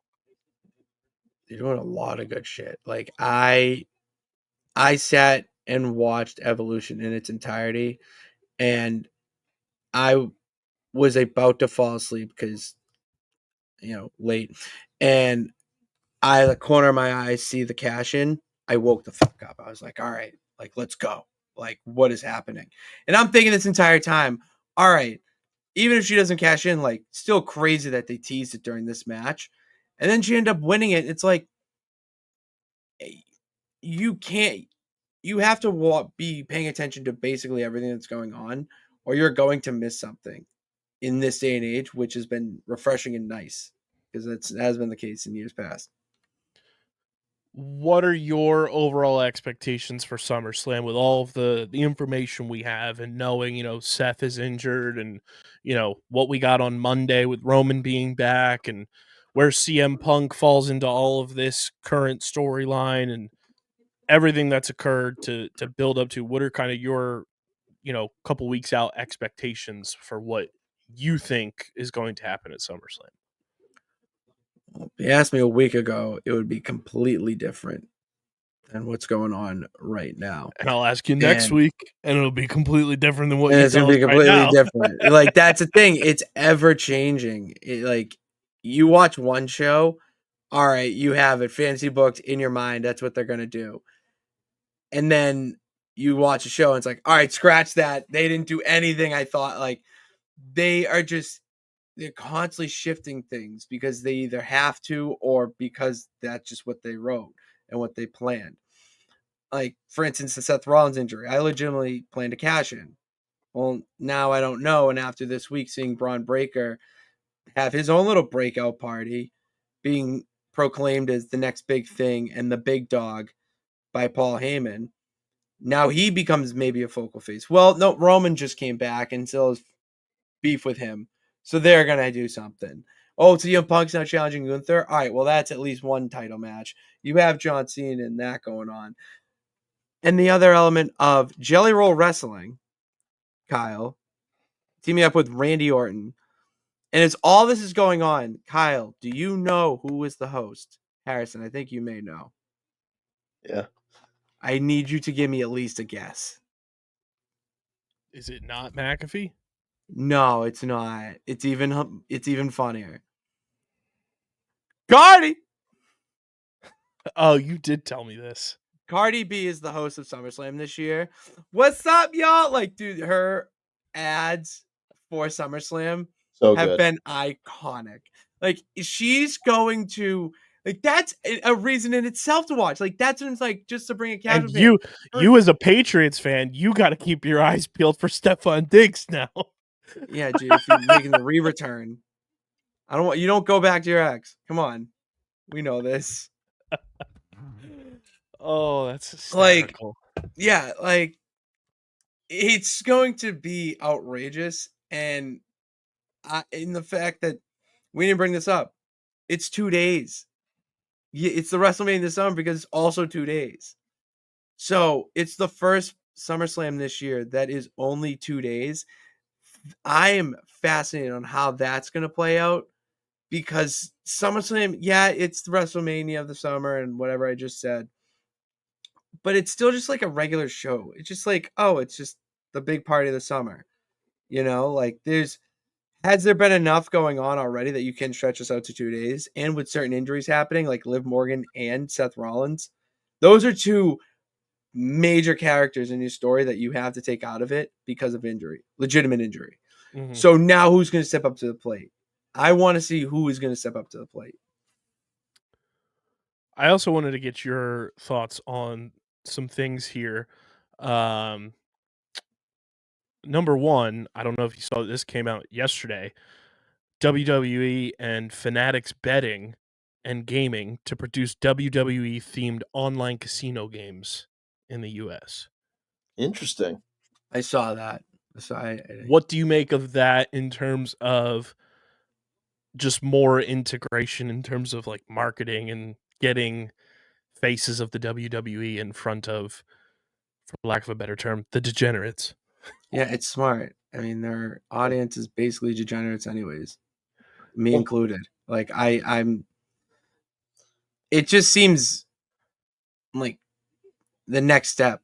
You know what I mean? Like how like it's gonna be like you mentioned when you talk about like my bookie has odds for wrestling on their site. It's insane. Which is banana land. Like this is the way where you can make it, quasi legal to be having WWE and casino. Obviously, you can't be betting on the matches themselves, but like if you're going to do themed games, it's going to just expose a different audience and a degenerate audience who loves to gamble and throw money, especially a wrestling fan who loves to throw money. Like, I saw those lines at WWE World in Vegas. Like, they're massive. All right. We saw him in Philly too. Like, can you Dude. imagine, like, you're just going in to play a round of live blackjack, and all of a sudden John Cena's your dealer? That's like, dude, it's gonna add another element to the experience. It's gonna be. I'm a big fan of it. A special edition of NXT is happening Tuesday, August 19th in Philly. Yes. Yes. Do you know why it's iconic, Kyle? Well, one, it's at the Met, which is crazy. If you don't know about the Met, everyone, the Met is an old opera house turned into a concert venue. So, Pitts, I want you to Is that what Wale Mania was? No, that was the Electric Factory. I want you to think of like old school Muppet Show where like Statler and Waldorf have their little booth. That's kind of what the Met provides in terms of okay. It's like it's one of the coolest venues, but NXT being held at the Met in Philadelphia, which is crazy. It's the pageantry. That's wild. It's the look. They want the aesthetic of the wrestling ring in the old school theater, opera house, whatever you want to call it, tomato potato. Like, that's the other element of wrestling is the pageantry. You know, yeah, you're watching a fight, but like, where are they fighting? What does the arena look like? What's the crowd like? What is the set like? That's another element too that is so important and crucial, not only to, you know, wrestling brands, but wrestling itself. And it's crazy you to think that, but for me, I'm intrigued. I'm like, I want to go and check it out. I want to be part of it, you know? So like different things like that. I mean, they go from there. Same company put on a show at Allegiant Stadium in April. Like, well, did you see this too, Pitts? I don't know if you saw this, Harrison. WWE and the Big 12 Conference announced on July 9th an expansion of their multifaceted partnership that will see Friday Night SmackDown broadcast from Big 12 markets on the eve of 4 conference football games throughout the 2025 season. Oh, hell yeah. So Friday, August 22nd, SmackDown is going to be in Dublin, Ireland, before Iowa State and Kansas. October 3rd, it's going to be at Heritage Bank Center in Cincinnati before Iowa State at Cincinnati. October 24th, SmackDown is going to be at Mullet Arena in Tempe, Arizona before Houston and Arizona State kickoff on Saturday. And then we get a Halloween edition of SmackDown this year, Pitsy, at the Delta Center in Salt Lake City, Utah before Cincinnati and Utah kickoff on November 1st. Dude, give something for the people to do in Utah after 9 p.m. Love it.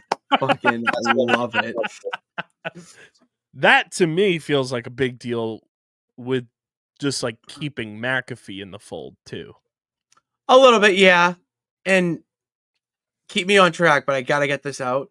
Fuck the people who are hating on McAfee. Like, seriously. Yeah, I don't I can't, that's, like, I can't deal with it. Like, people hating on his commentary and being like, go for it. It's like, no, just, you don't understand what he means. People that are hating on him, his content is not made for you. It's not. It's not. You're right. Like, no, you're not the target demo of what they're trying to accomplish when he's on a camera. Yeah. Literally. So like the just old man yelling at the clouds, people about McAfee drive me crazy. So my coworker sent me a picture of where is it? I'll find it. Of somebody and from the Pat McAfee show that looks like me allegedly. Allegedly? I'm gonna send it to you. I'm sending it to Kyle because I think I know who it is, and I don't know how I feel. One. Oh boy. I think I'm honored if I know who it is. Where is it? All right, I'll find it. Continue. Okay, yeah. Also, I think this is kind of a big deal because like they're also the presenting partner of the Women's Lacrosse League. Maybelline New York named the first ever official cosmetics partner of the WWE. This was huge. That to me is massive. Maybelline just getting in the mix with everything. Logan Paul moved Impulsive from HBO Max to the new WWE and Fanatics digital content network. You did. That's You cool. did just do that. And then Pitsy, are you going to Lowell, Massachusetts on Sunday, August 24th? No, what's that? No. WWE is hosting Heat Wave in Lowell, Massachusetts on Sunday, August 24th. Oh, Heat Waves in Lowell? It's the same day as AEW Forbidden Door over in London across the pond. And people are pissed because this is the second big AEW show that WWE has counter programmed. And I all for it and think everyone who's bitching and crying about how it's wrong for WWE to do that would not have lasted in the Attitude Era. Let me tell you. Oh, no, absolutely not. That right? is prime Attitude Era type shit right there. Dude, you can't DVR it, all right? Sorry, you got to pick one, but you love both. Well, buy 2 TVs. All right? Like that's what wrestling is, and that's something that has got lost. Petty. It's so petty, but here's the thing, Harris. Do you understand that if AEW is up here, all right, and WWE is up here too, well, someone's got to get to here. Yeah. All right? Someone's got to take that step. Get to here, you're going to have them try to get to. So it's only going to make the competition better. It makes everybody better. So if you're watching AEW and they're putting on record numbers, well, guess what?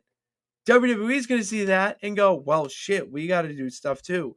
And then on top of that, TNA's got to step it up too, not only for their own personal brand, but they're attached to WWE. If they fall short, they're the first friggin' company cut out of the 5,000 other developmental shit they got going on.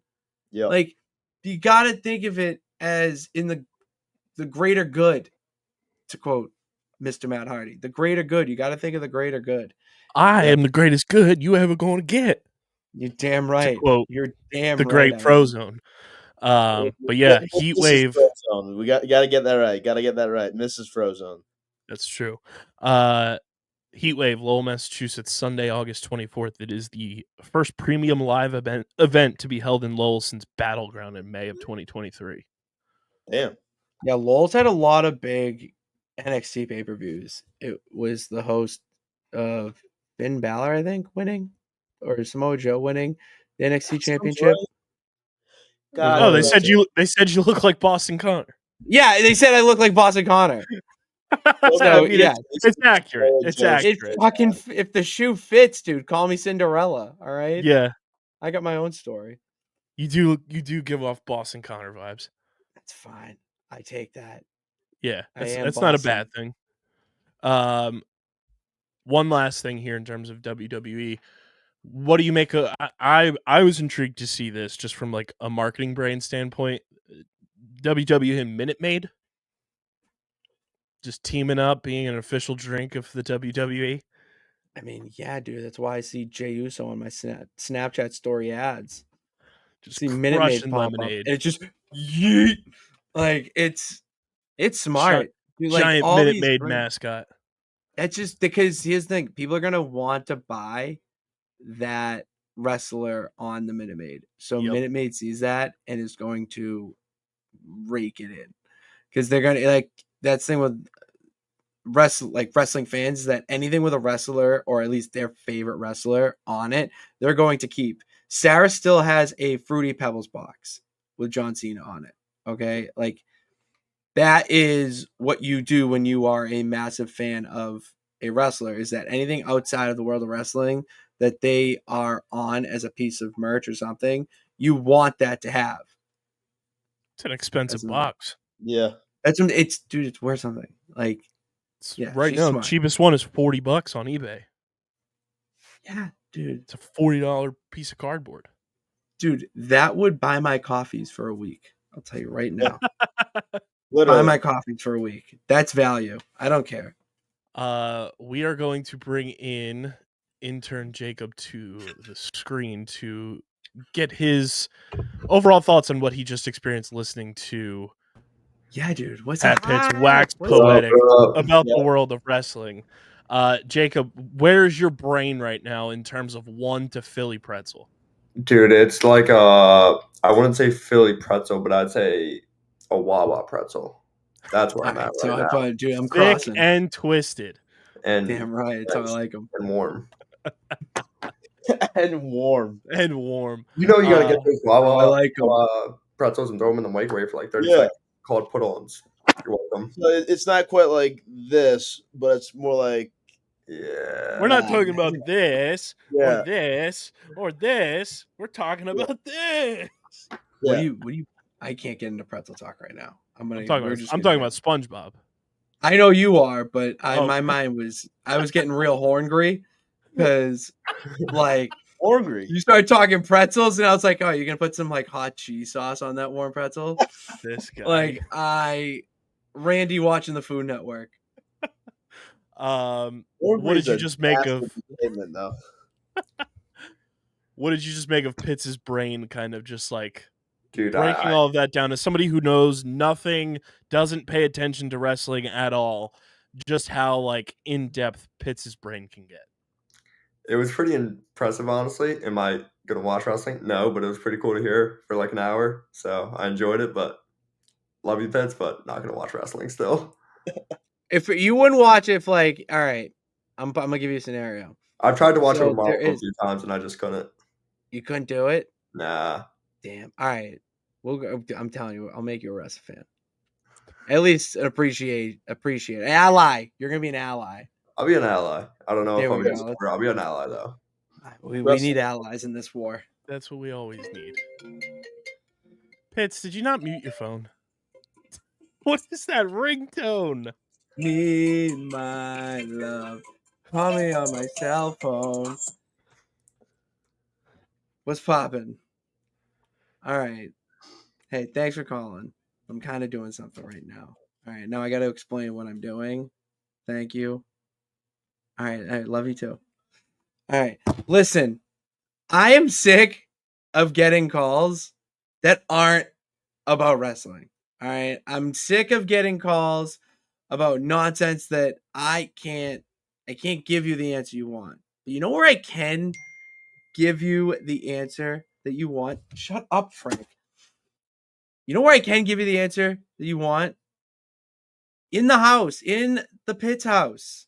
All right? I'm coming back. I'm coming back to the underground. I'm sick of it. All right? I'm getting calls all the time at work about shit that, like, what, I can't fucking control that.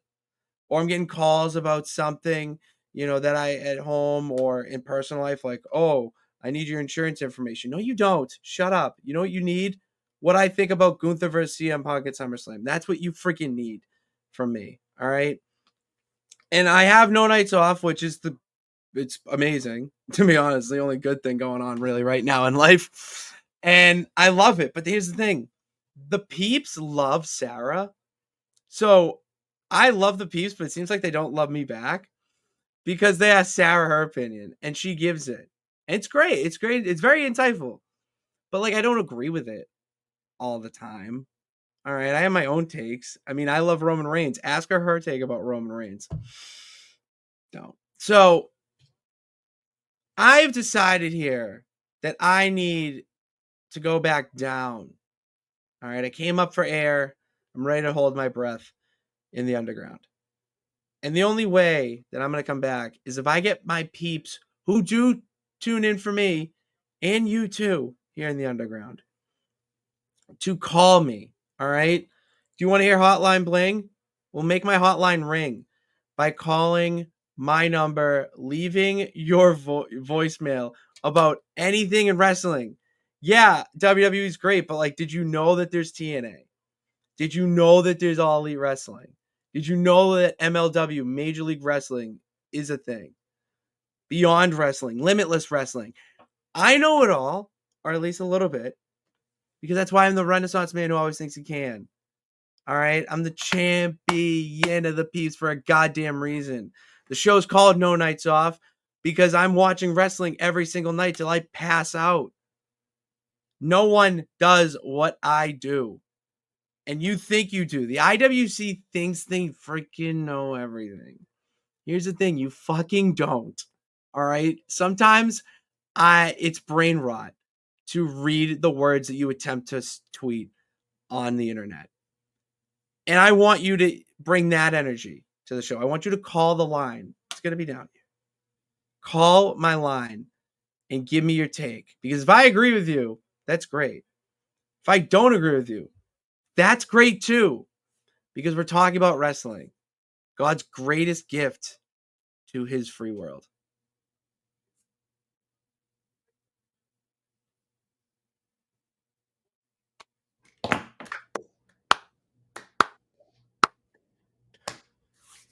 God damn it, I'm fired up. You're back. Dude, that was great. Wow. Ooh. He's back, ladies and gentlemen. Yes, that was an official promo cut announcement for Pat Pitts' new show that is going to be caller driven, Pitts motivated, titled The House Show with Pat Pitts, coming to a YouTube and podcast platform near you. The link tree will be linked in the description of this episode so that you can subscribe to the audio. You can subscribe. It'll be on its own YouTube channel. First underground show on its very own YouTube channel. And Pitts will be taking callers via voicemail every single week, talking all things wrestling. And it doesn't have to be like of note in terms of like it happened this week. It can be stuff from 50 years ago. It can be stuff from now. It can be who's the best wrestler turned actor. It can be whatever you want in the world of wrestling. Call Pitts' line. It is linked in the description. It's speakpipe.com/official house show. Pitts will be taking voicemails Thursday to Wednesday morning every single week.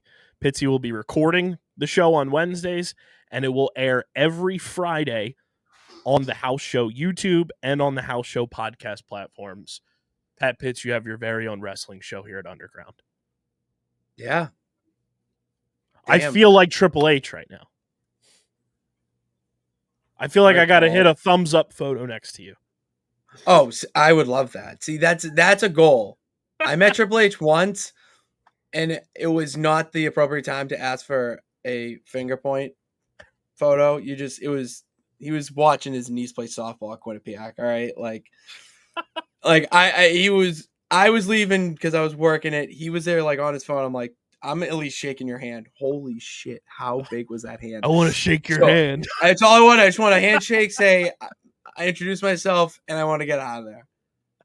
But yeah, it's incredible. It's nice. It's nice to have that because it's like, all right, I want to just talk wrestling every day. I don't talk about it with anyone in my life really, and it's just crazy how you can love something so much and have no one to really share it with. So like that, I don't care if it's on No Nights Off, I'll do that. Don't care if it's here in the underground, I'll do that too. You know, like if it's my avenue to talk wrestling with people who are actually going to talk to me about it and not just say, well, you know, it's fake at the end of my sentence, like I'm in. So let's make it happen. It is happening. And that's the thing too. Like you mentioned, Pitsy's not leaving No Nights Off. No Nights Off is still booming. It's rocking and rolling. They're still doing their thing. This is just additional wrestling content from what I believe to be the most creative mind in sports entertainment, and that is Pat Pitts. You do it all. Renaissance man, so there you go, baby. And we've been in the shadows conjuring up this project for quite some time now. And we were talking, we said it kind of feels appropriate to do it around this time of the year. Nice little summer reprieve for people and build into SummerSlam. So the first episode of the House Show with Pat Pitts will air on Friday, July 25th. You have until July 23rd to get the first round of voicemails in. That voicemail line is open right now as you're listening to this portion of the segment, watching this portion of the segment. And that voicemail line is open 24/7. So you can call it 3 a.m. You can call it 2 o'clock in the afternoon. It does not matter. It's speakpipe.com/official house show. You can also follow the house show on Instagram at official house show and subscribe to the YouTube channel, youtube.com/@official house show. It's all linked in the description. But most importantly, leave Pitsy those voicemails because you as callers will be driving the content. Pitsy is kind of just the engine. You got to put your foot on the brake, on the gas, and then Pitsy will put it on the brakes when he delivers, what the true answer to your questions is. But all gas, the callers are driving this show. Pitsy's the engine that's going to make it go, and I'm very excited for this. Damn right, in the little engine that could. Damn fucking right. Let's go. Pitsy, let everybody know where they can check out No Nights Off as well.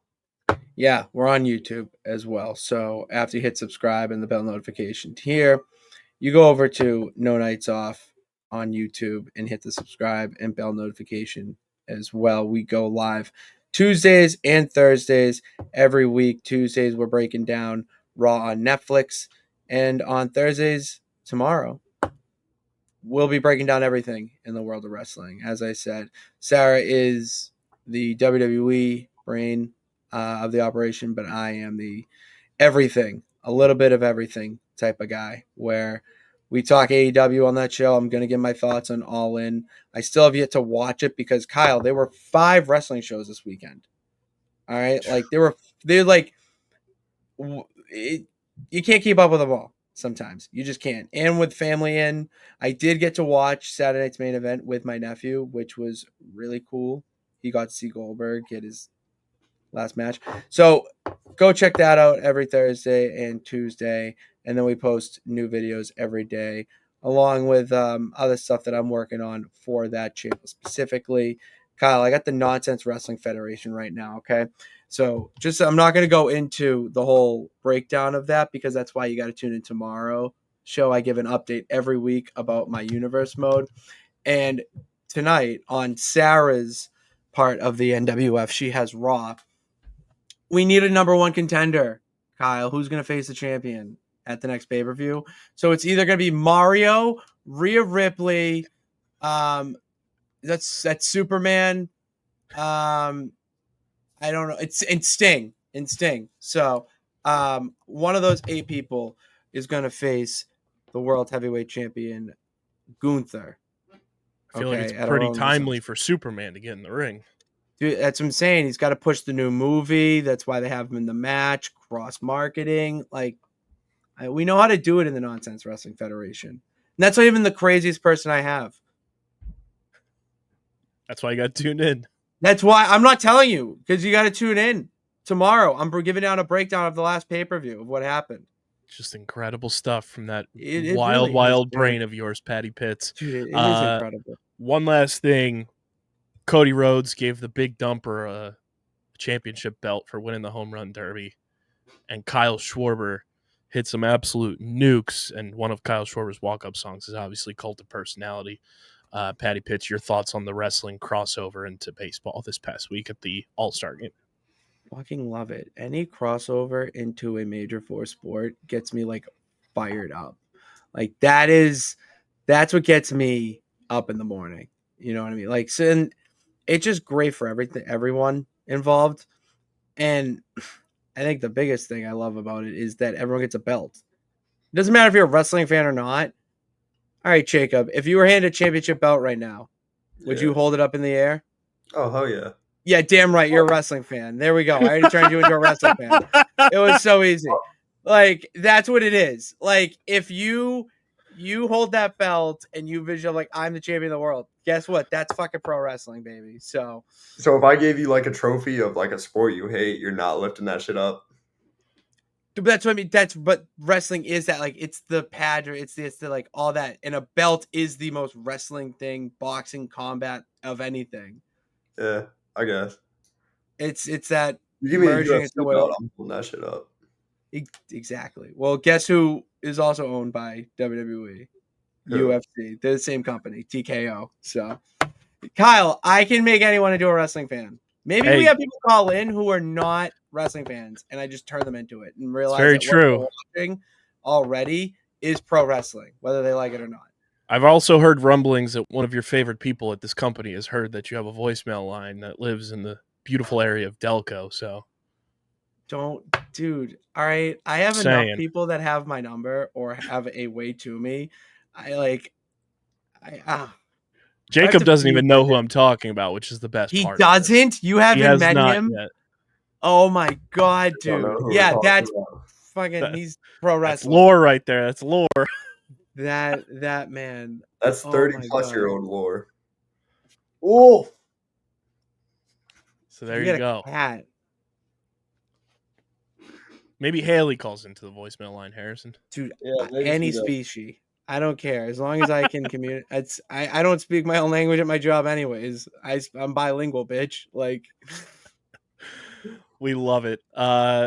Patty Pitts, like you said, the program, no nights off, Tuesdays and Thursdays. The new program, the house show with Pat Pitts, every Friday on its own YouTube, own podcast platform, presented by Underground Sports Philadelphia. Let's go, baby. Let's go. Every week, people are going to be calling you, and I can't wait to see as you would say, the nonsense ensue. dude. That's why they call me the captain of all things nonsensical, baby. Maybe I'll wear the hat on the stream. How about that? There Yes, you sir. go. There you That's a go. sponsor. So yeah, tune in this coming Friday, July 25th, the house show with Pat Pitts.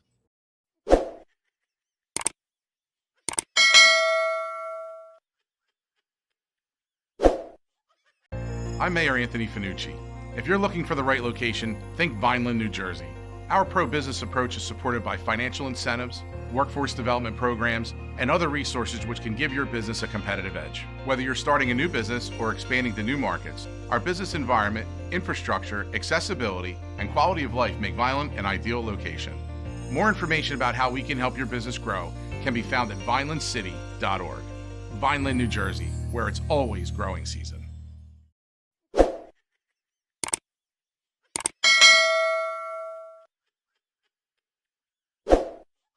Ladies and gentlemen, we got him.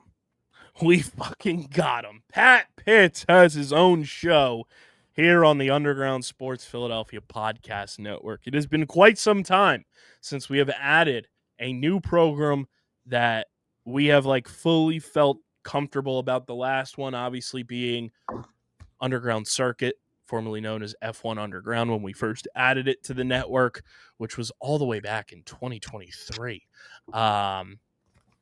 So it's been quite some time. And prior to Underground Circuit, it was Get in the Hole and Streamer Season. And then it was OTB. And then the first original spinoff was Top Bins. And then obviously this main flagship program. But a new podcast, a new show, if you will, is entering the Underground Sports Philadelphia universe. The House Show with Pat Pitts premieres July 25th on the official House Show YouTube channel and on podcast platforms wherever you get your podcasts in audio form. Go subscribe to that channel. It is going to be a show of epic proportions that is fully caller driven. It is a voicemail show where Pat Pitts will answer, react, and just divulge into your thoughts on the world of wrestling. And we are officially covering wrestling here at Underground Sports Philadelphia in Harrison. I called you to inform you about this a couple of days ago that it was happening. Pitts and I have been working on this concept for well over the past few months. But I wanted to get your thoughts now, as Pat Pitts is no longer with us on the show, to get your actual thoughts on us adding a wrestling program, being the wrestling fan that you are, to this here network. It's sick.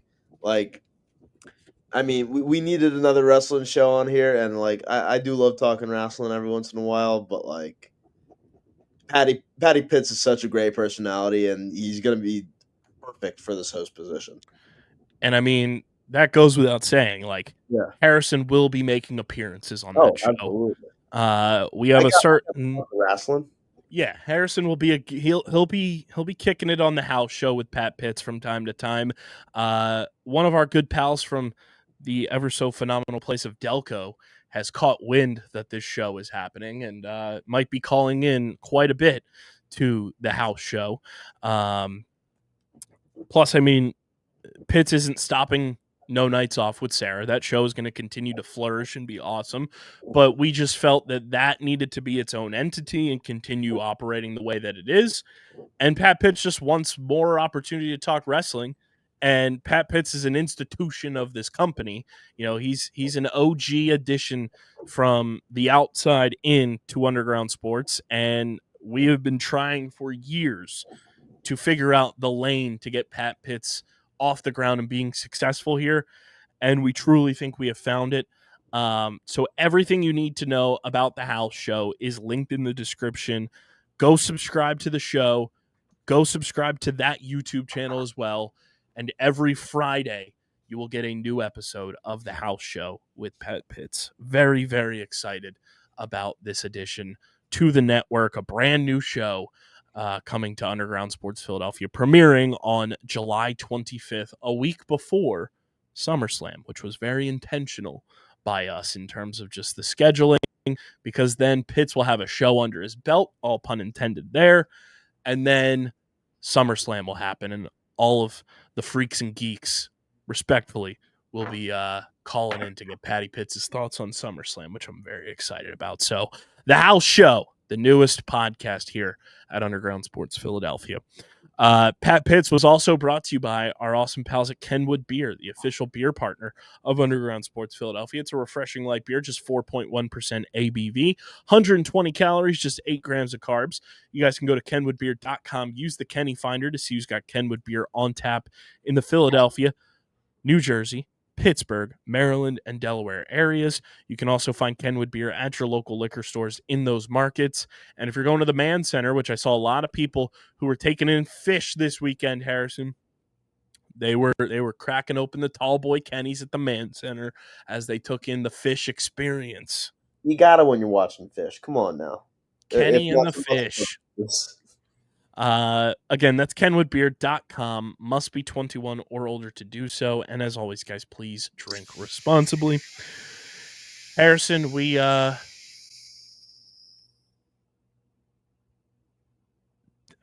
idea what that was, but someone cracking open a Kenny? that was perfect product placement. Yeah. Harrison, as we record this on Wednesday, a brilliant, and that's like the understatement of the century, brilliant article was written and posted on ESPN today about our beloved Joel Embiid. I want to pull up Doton Akintoy. Apologies if I mispronounced your name there, Doton. Wrote the article for ESPN about Joel Embiid. And it's a long article. Okay, this is traditional. Like, Harrison and I went to school for journalism. This is everything that a journalist aspires to be able to write. This is like an unbelievable piece. It is well worth the time it is going to take you to read it. It is probably, we were talking before we started recording, it's probably a 25 to 30 minute read. And it is well worth every minute of that time, where you get a peek behind the curtain about what's really going on with Joel Embiid in his life, in his brain, and just the person. And Jacob, I know you're a Celtics fan, so we're kind of axing you from the overall discussion from this, but you can say whatever you want about Joel Embiid, the player. Joel goes on to say this. You know, he wants to be remembered for the player that he is because he knows the type of man that he is. Yep. You can't say a word about the type of person Joel Embiid is, especially after reading this article. It's gut-wrenching. It's emotional. It's a lot of gray area filled in about Joel Embiid. and I like we'll link this in the description for sure. But Harrison, what was going through your brain as you read this just so well written article from ESPN? It's hard to say because, like, Joel Embiid has faced so much criticism over the years, but it's clear that he has gone through some actual serious trauma during his time in Philadelphia. He's gone through losing his brother, which it's clear, like, you're never going to get over that. But being away from him, not having seen him in 3 years, that just cuts the pain that much deeper. He had to go through the loss of his dog in 2020 in a tragic accident. He's had to go through injury after injury after injury. It's a miracle his body isn't just completely broken at this point. And it's clear the Sixers have failed him in every way, shape, and form. He is your star player. He is potential to be one of the greatest players in your franchise history. And you basically cast him aside like he's nothing. It just made me feel for the guy on an even deeper level. And I truly regret that no Philadelphia fan knew exactly what he was going through. Because if we did, we could have been there to try and lift him up. And hopefully this is kind of that article that will wake up Philadelphia fans and make us give him the help that he needs. And I think one of the most insane, there's so many points of this in this article. This excerpt from it. They drafted Joel Embiid 3rd overall in 2014. Mm-hmm. They considered him a franchise cornerstone and the next face of the team. And then this is in the article. Hinkie, meanwhile, raced to modernize the 76ers' health and performance operation with Embiid in mind. At the start of Embiid's tenure with the 76ers, his rehab had been overseen by an intern. Mm-hmm. Stupid interns. A guy who you knew was coming off of a massive foot injury. You knew there was questions about his health, and you I'm not bashing them for drafting, but you knew this was part of, all pun intended here, the process of drafting Joel. And early on, while the guy didn't touch the floor for 2 years, you're having his rehab overseen by an intern? Yeah. This just can, we'll read more excerpts here as well. This part is crazy to me.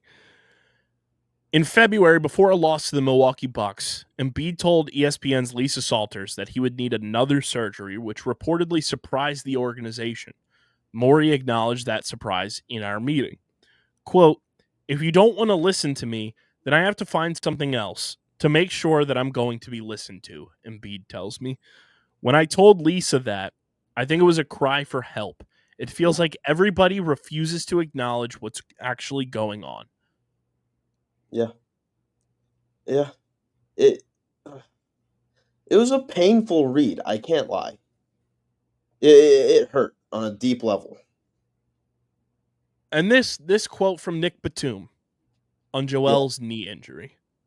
Oh, God, yeah. I saw his knee before every game, after every game. Yeah. I have no idea how he could even walk. Yeah. No idea. Jacob, you coming off of a knee injury yourself. Yeah.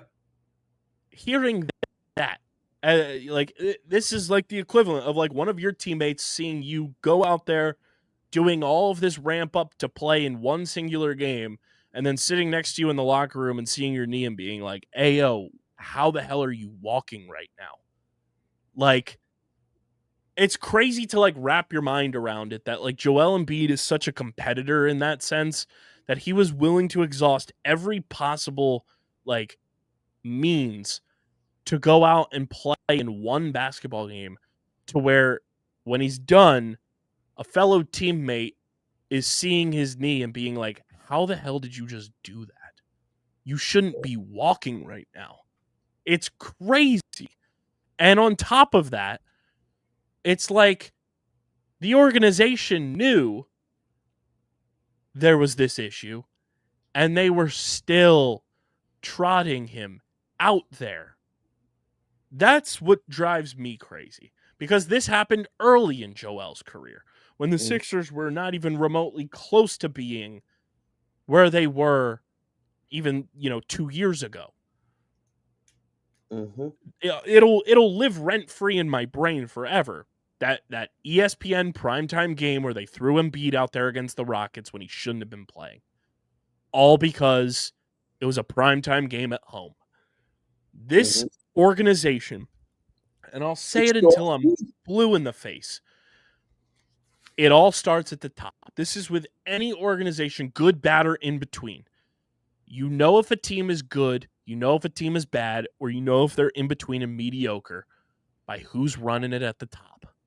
And then it's a trickle-down effect to who the GM is, who the president of insert sports here operation is, to who the coaches are, to who the complementary players on the roster are, to who the star players are, to who the team doctor is, to who is running the social media accounts, and how every single one of those people, down to the janitors at the arena, are being treated by the people at the top.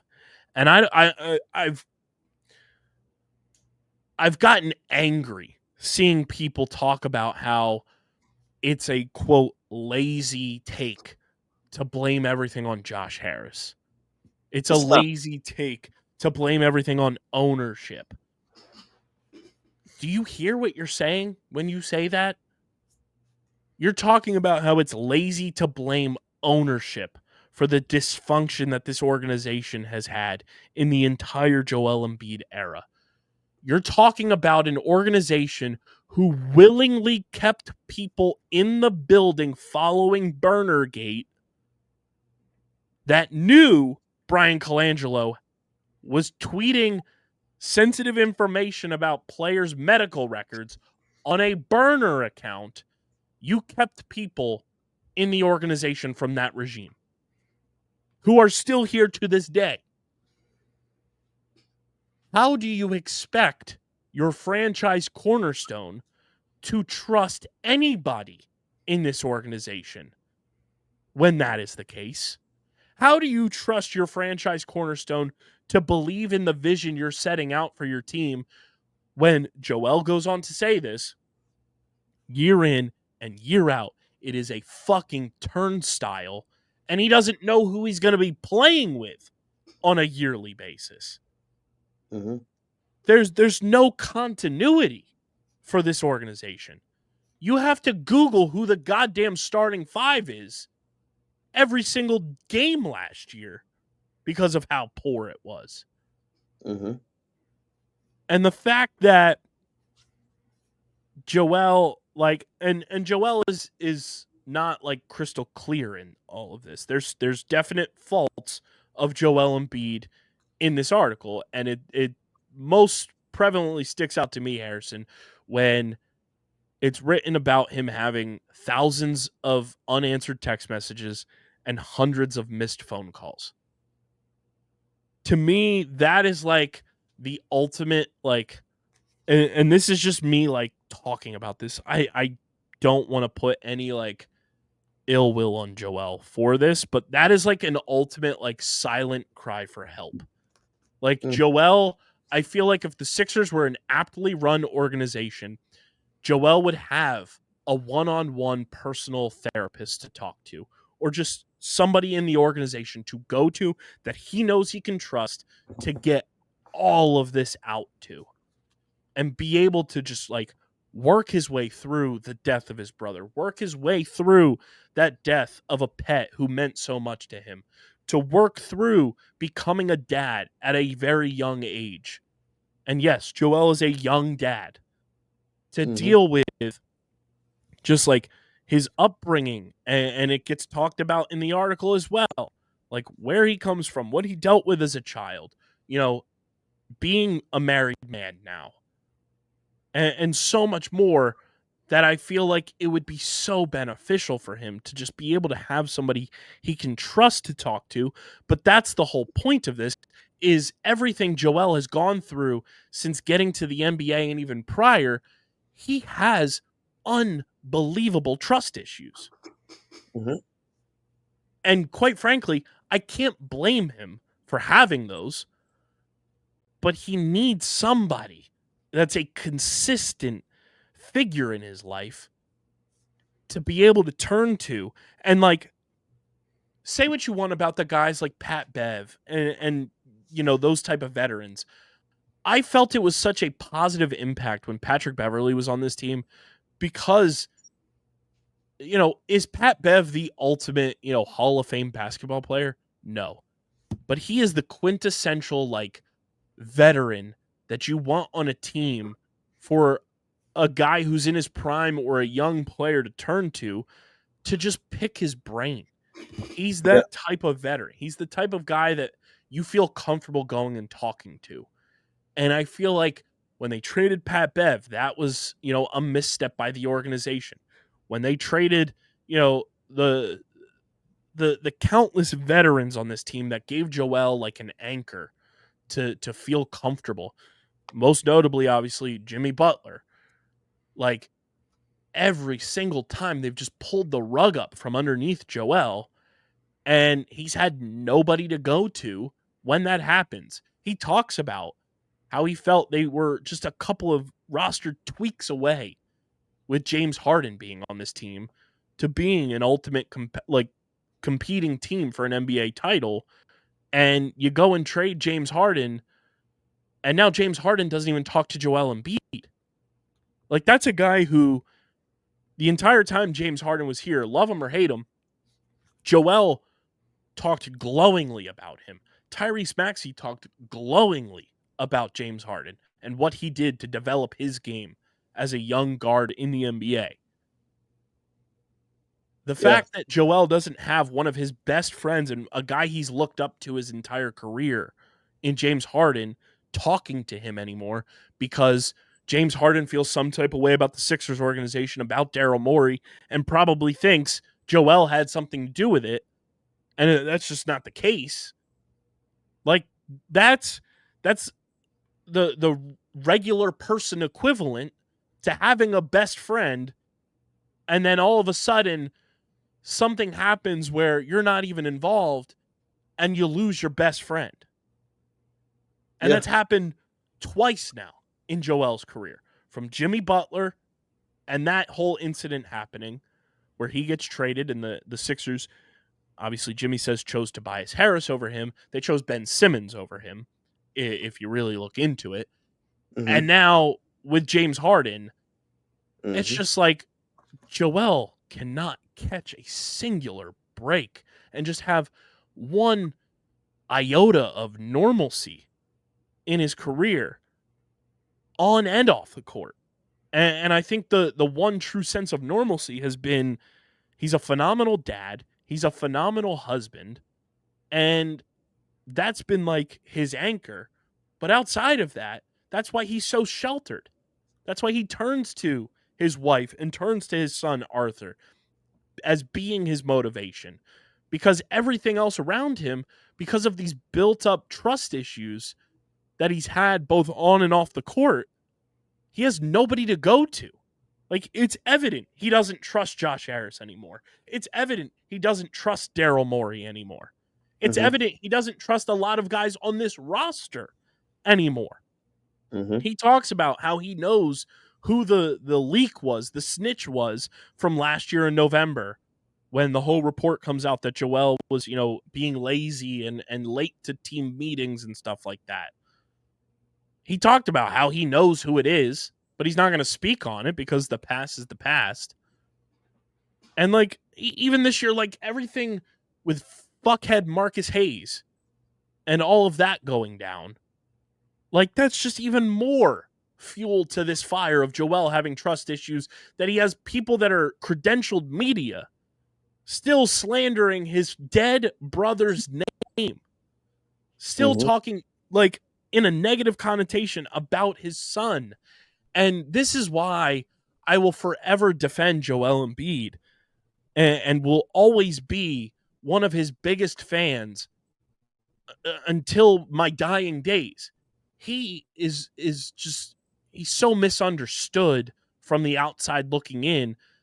And if you're a Sixers fan and you went through the process and you've grown up, like, no matter what age you were, from the time Embiid was drafted to now, you kind of understand like this passion that I'm talking with about him from this article. And like, you understand why Harrison and I got choked up reading this article. And you understand why Sixers fans have been in the trenches and have gone to battle for Joel Embiid in particular over the years throughout all of the insane, ridiculous, absurd happenings from the early confetti game to the getting elbowed in the face by Markelle Fultz to the number of knee injuries, the foot injuries, to the Bell's palsy, to everything off the court, to Burner Gate, to Brett Brown getting fired after the bubble, to the Doc Rivers bullshit, to now Nick Nurse, to Daryl Morey and Sam Hinkie being thrown out of his job before he can complete his actual job, to Brett Brown having to assume GM roles on draft night with Elton Brand, and they didn't even have an acting GM. That's just surface level stuff that everyone knows about. And it's just, when is enough for this organization to admit that they have failed a generational talent from reaching the pinnacle of all pinnacles because they just continued to try to reset things when they didn't have to hit the reset button? Yeah, I couldn't put it much better myself. I mean, Josh Harris needs to sell the goddamn team and get the fuck out of Philadelphia. Like, it's as simple as that. Before he actually kills Joel Embiid. Because I'm scared that might happen. Like, I highly advise so many people to read this article because truly, passage after passage, my jaw just continued to drop. And a lot of this stuff I've known from over the years. What, like Daryl Morey saying, oh, Philadelphia fans are based on anger. Yeah, no, shut the fuck up, Daryl. We're angry at you for a reason. Like, it's crazy, like, just reading so much of this. And one of the things that I love about Joel is he's not afraid to celebrate, like, accomplishments. You know, he talks about how he never thought he would be as dominant of an offensive player in the NBA as he's been, and talks about, you know, taking pride in winning that MVP award, as he should. You know, the modern era of NBA fans and NBA players not taking pride in winning individual awards is so lame and corny, and just like, why are you not going to celebrate winning an individual award when you work your fucking ass off to be the best at your craft? And it's no, I'm not slighting Jokic here, but I feel like a lot of it is predicated around him, where like he talks about like he doesn't care about basketball, like he just wants to be at home with his horses and stuff like that. And like, that's all well and good, but I feel like NBA, like Twitter and NBA fans, and like, no offense, Jacob, like this young era of NBA fans, Oh no, I don't disagree with you, have like been influenced by that and think that that's the standard. And it's like, since when is it not cool to win an MVP award? Since when is it not cool to win an offensive or defensive player of the year award, a sixth man of the year award? Like, that shit fucking rocks. Like, we just waxed poetic earlier in the show about Kyle Schwarber winning the All-Star Game MVP and how cool that is. Mm-hmm. We're talking about a regular season MVP, a regular season offensive player, defensive player of the year award. That they can't take that away from you, no matter who you are, whatever player it is that wins that award. At the end of the day, no matter how many, you know, take artists there are out there, They cannot take away whoever wins that season's awards ever. That's in the history books forever. There's no vacating those awards. Those guys work their asses off. And I'm so glad my boy Cliff, go subscribe to the Six Pod, brought it up on Twitter. And I was like, you know what? That's so right. Because no other sport is it like this either. There's no other sport where we're downplaying the value or downplaying the coolness, quite frankly, of winning your sport's MVP. You are the best player in your specific sports league's season for that year if you win the MVP. And guess what? That's fucking cool. And it should be treated that way. And it should be celebrated that way. And the people that try to diminish MVP awards and diminish, end of year awards are such losers. And I hope they feel like losers, not just from this article, but just in general. And it's all in the NBA. We don't see people downplaying NFL MVP awards. That player and typically quarterback who wins that award gets propped up on the highest pedestal known to man from the time they're announced as the MVP until the next MVP is announced. Mm-hmm. Why is that not the case in the NBA? It's crazy to me. It's stupid. And you look like a big dumb dipshit if you downplay any of those awards, in my opinion. Jacob, am I wrong? Like, as a young NBA fan... No, you're not. The NBA is the most toxic fan base in the world, and I will stand on that. And I'm a part of it. Unfortunately, growing up in my era, you're a part of the NBA toxic fan base, and it sucks. But that's just social media, next-gen stats. It's a whole bunch of bullshit. Mm-hmm. I'm just going to leave it at that. It's a whole bunch of bullshit. Go out there and hoop. That's all you got to see. Exactly. If you can go hoop, go hoop. Like, when did it become uncool to celebrate greatness? Like, that's what it breaks down to. Like, when did it become uncool to celebrate greatness? Because there's dudes like Kendrick Perkins who think they know fucking everything when they were a below average player when they played, and who people respect his opinion. No one respects his fucking opinion and should not have a job. People like him, who are a role player at best, shouldn't have a job like he does. Richard Jefferson, I will give him credit, was an all-star, was a key piece. Kendrick Perkins was the backup center for the Boston Celtics, and he thinks he has a say in anything? No, I have as much say as him. I play college basketball. I probably have more reasonable opinions than he does. No one agrees with Kendrick Perkins. Kendrick Perkins shouldn't have a job, and I hate Kendrick Perkins. It's why I respect guys, like we said earlier, like, is Pat Bev the greatest basketball player ever? But his basketball, like, thought process is so much more in-depth and, like, palpable and just more intelligent than half the people you see on television, than half the people you see, like, just spewing nonsense on social media.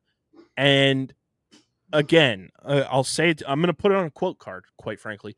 When did it become, like, lame and uncool to celebrate greatness? When Twitter became a thing. Yeah, and TikTok. Like, it's so mind-numbingly dumb that, in particular, the NBA and NBA fans and NBA media, and not everybody in the NBA. There's some great NBA media out there. Don't get me wrong. But you know the people we're talking about when I say this. When did it become uncool to celebrate greatness? Leave a comment in the comment section. But shout out to Joel Embiid. And this article is phenomenal. It is linked in the description. Highly, highly recommend reading it because it is well worth your time. And it's one of the best pieces of journalism I've read in quite some time. But again, like that, this article in particular encapsulates every reason Harrison and I, until we're blue in the face, will defend Joel Embiid until our dying breath. Yep. Last bit here, boys. As we mentioned at the top of the show, the Philadelphia Union were in action tonight at Subaru Park, and I do have to say, my boy Jimmy King, who does a phenomenal job, and I got to find out Jimmy's schedule, so we can get Jimmy on the show. covers the Philadelphia Union for Philly Sports Network. Shout out to Liam Jenkins, friend of the program. Jimmy brought up a great point because today, fellas, is National Hot Dog Day. Philadelphia Union had Dollar Dog Night tonight at the Soup. How do you not coincide the promotion there that it's National Hot Dog Day and Dollar Dog Night? That feels like a missed opportunity to get a bunch of casual Philly sports fans down to Subaru Park to watch the Union go toe-to-toe with the worst team in the Eastern Conference and just fill the building even more. Yep. Hey, I was mind-blown. I was mind-blown that they didn't do that. I don't think the Union are hurting for fans right now. No, absolutely not. As they get a 2-1 win over Montreal tonight down at Subaru Park. Ty Baribo is back, Harrison. Our golden boot boy is back, scored the first goal of the game. Montreal tied it up in the extra time going into halftime. And then Macahania scores in the 50th minute to seal the deal for the Union. And I mean, if you're a soccer fan like Harrison and I are, scoring the game-winning goal in the 50th minute and then just going all out for another 40+, that's crazy. Difficult and crazy. The Union took 17 shots tonight, Harrison. Good Lord. They won the possession battle nearly 60-40. And I mean, the Union are they are the best team in Major League Soccer right now. And there's no disputing it. Like, it's a fact. They have 46 points, most points in all of MLS, by 1 over Cincinnati, by 2 over Nashville. They're 5 points clear of Columbus. They are, they're 8 points clear of Inter Miami right now. Insane. Messi and friends, as I like to call them. Fuck it, Messi.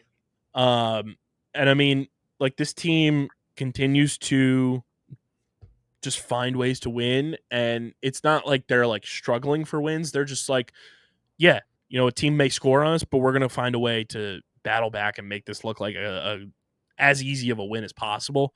And they have the Houston Dynamo on Saturday at Houston. I think it's their lone away match of the month of July.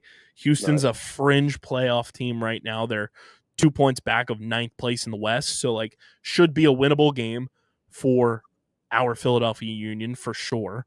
And then they come back home Saturday, July 26th to play host to Colorado, who are currently in the West.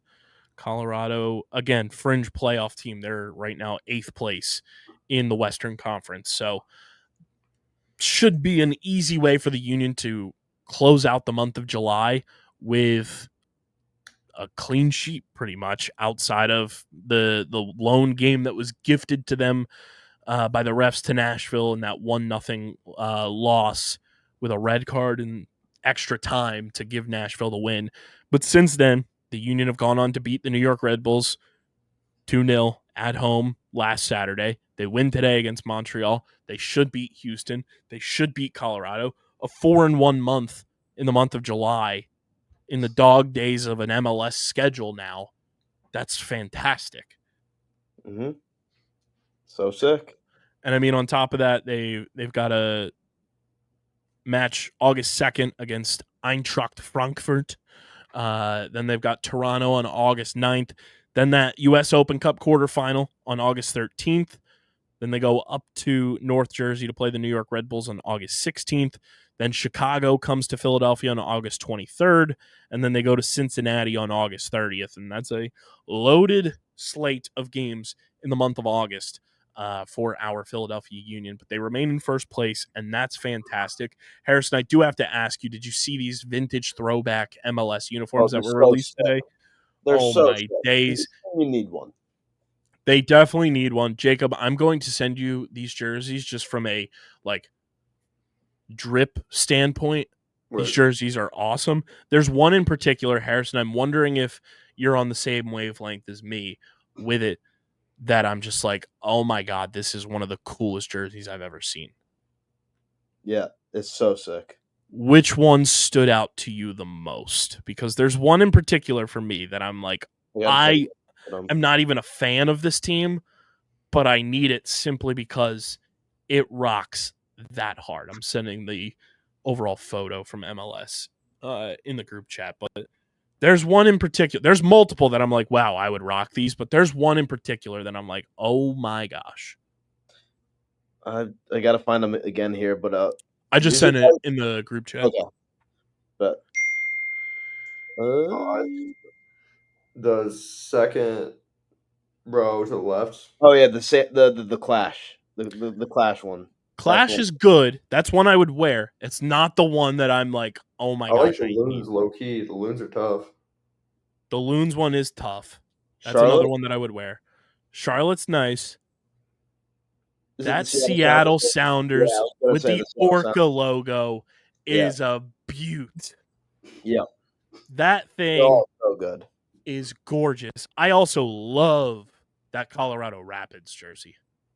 Yeah, they're all just perfect. They're all amazing, and the Union needed one of these expeditiously. Yeah, Like, expeditiously. they're all gorgeous. And I'm just like, they're all like 10 out of 10 in my book. They're all beautiful jerseys. But yeah, the Union need one of those ASAP. No Rocky. But they get another dub tonight, 2-1 down at Subaru Park, and our Union and MLS discussion there brought to you by our friends over at Bino. Guys, we love Bino here at Underground Sports Philadelphia. It's the next big tabletop game for your tailgates, your man caves, your she sheds, your parties, whatever it may be. If you break out a Bino board, you're going to be the talk of your event. It's paper football meets foosball in the next big tabletop flicking experience. And Bino is going to be at MLS All-Star break coming up in like less than a week. And it's a pretty sweet event that they've got going down, guys. If you're going to be at MLS All-Star, you can go flick with MLS All-Stars in Austin, Texas, July 21st at Dick's Sporting Goods at 3210 Kramer Lane in Austin, Texas. The event starts at 2 p.m. Harrison, you know who's going to be there? Who? Diego Luna. Ooh, hell You're going to have yeah. a chance to go play some Bino with Diego Luna, which is pretty sweet. So July 21st in Austin, Texas, if you're going to be at MLS All-Star, at Dick's Sporting Goods, you can come and get some flicks in and have a chance to play against MLS's top players. The event starts at 2 p.m. I believe that's local time. So don't miss out on the action. Plus, they just announced the second major, the Bino Thread the Needle Major Tournament in Seattle, Washington, August 30th at Stoop Capitol Hill Brewery and Beer Hall.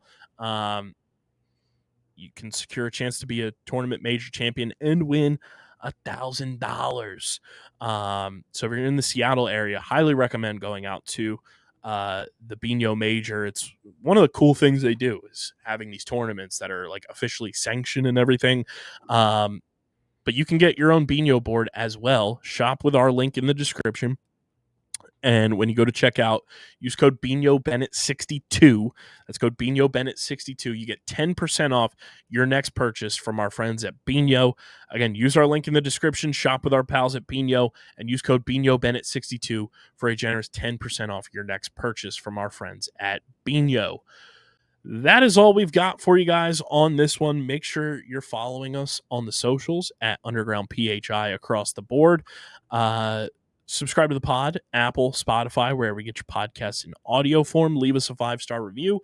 And, of course, subscribe to the Underground Sports Philadelphia YouTube channel, youtube.com/@Underground Sports Philadelphia. That is where you get full video episodes of this show twice a week, full video episodes of the original 6 podcasts on this network every single week.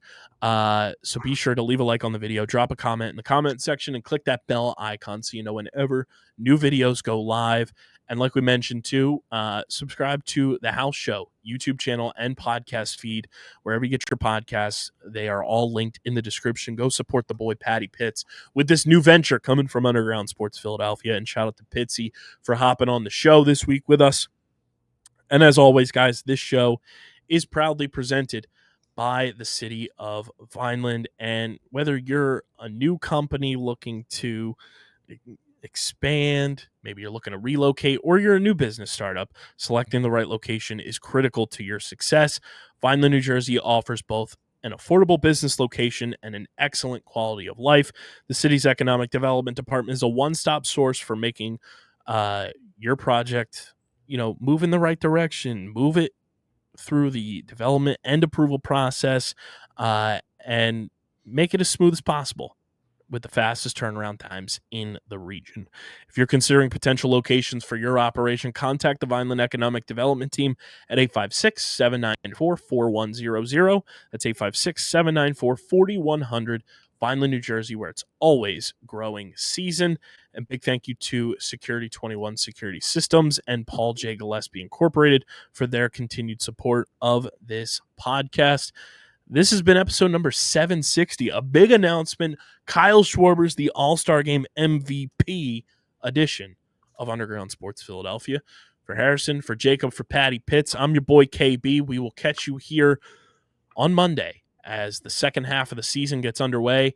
DJ and I will be at Citizens Bank Park on Sunday for the finale against the Los Angeles Angels of Anaheim.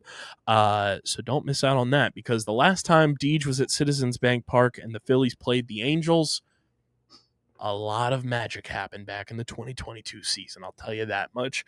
But thanks for tuning in, guys. We'll catch you on Monday. But until then, we're getting the heck up out of here, and we are signing off. Peace.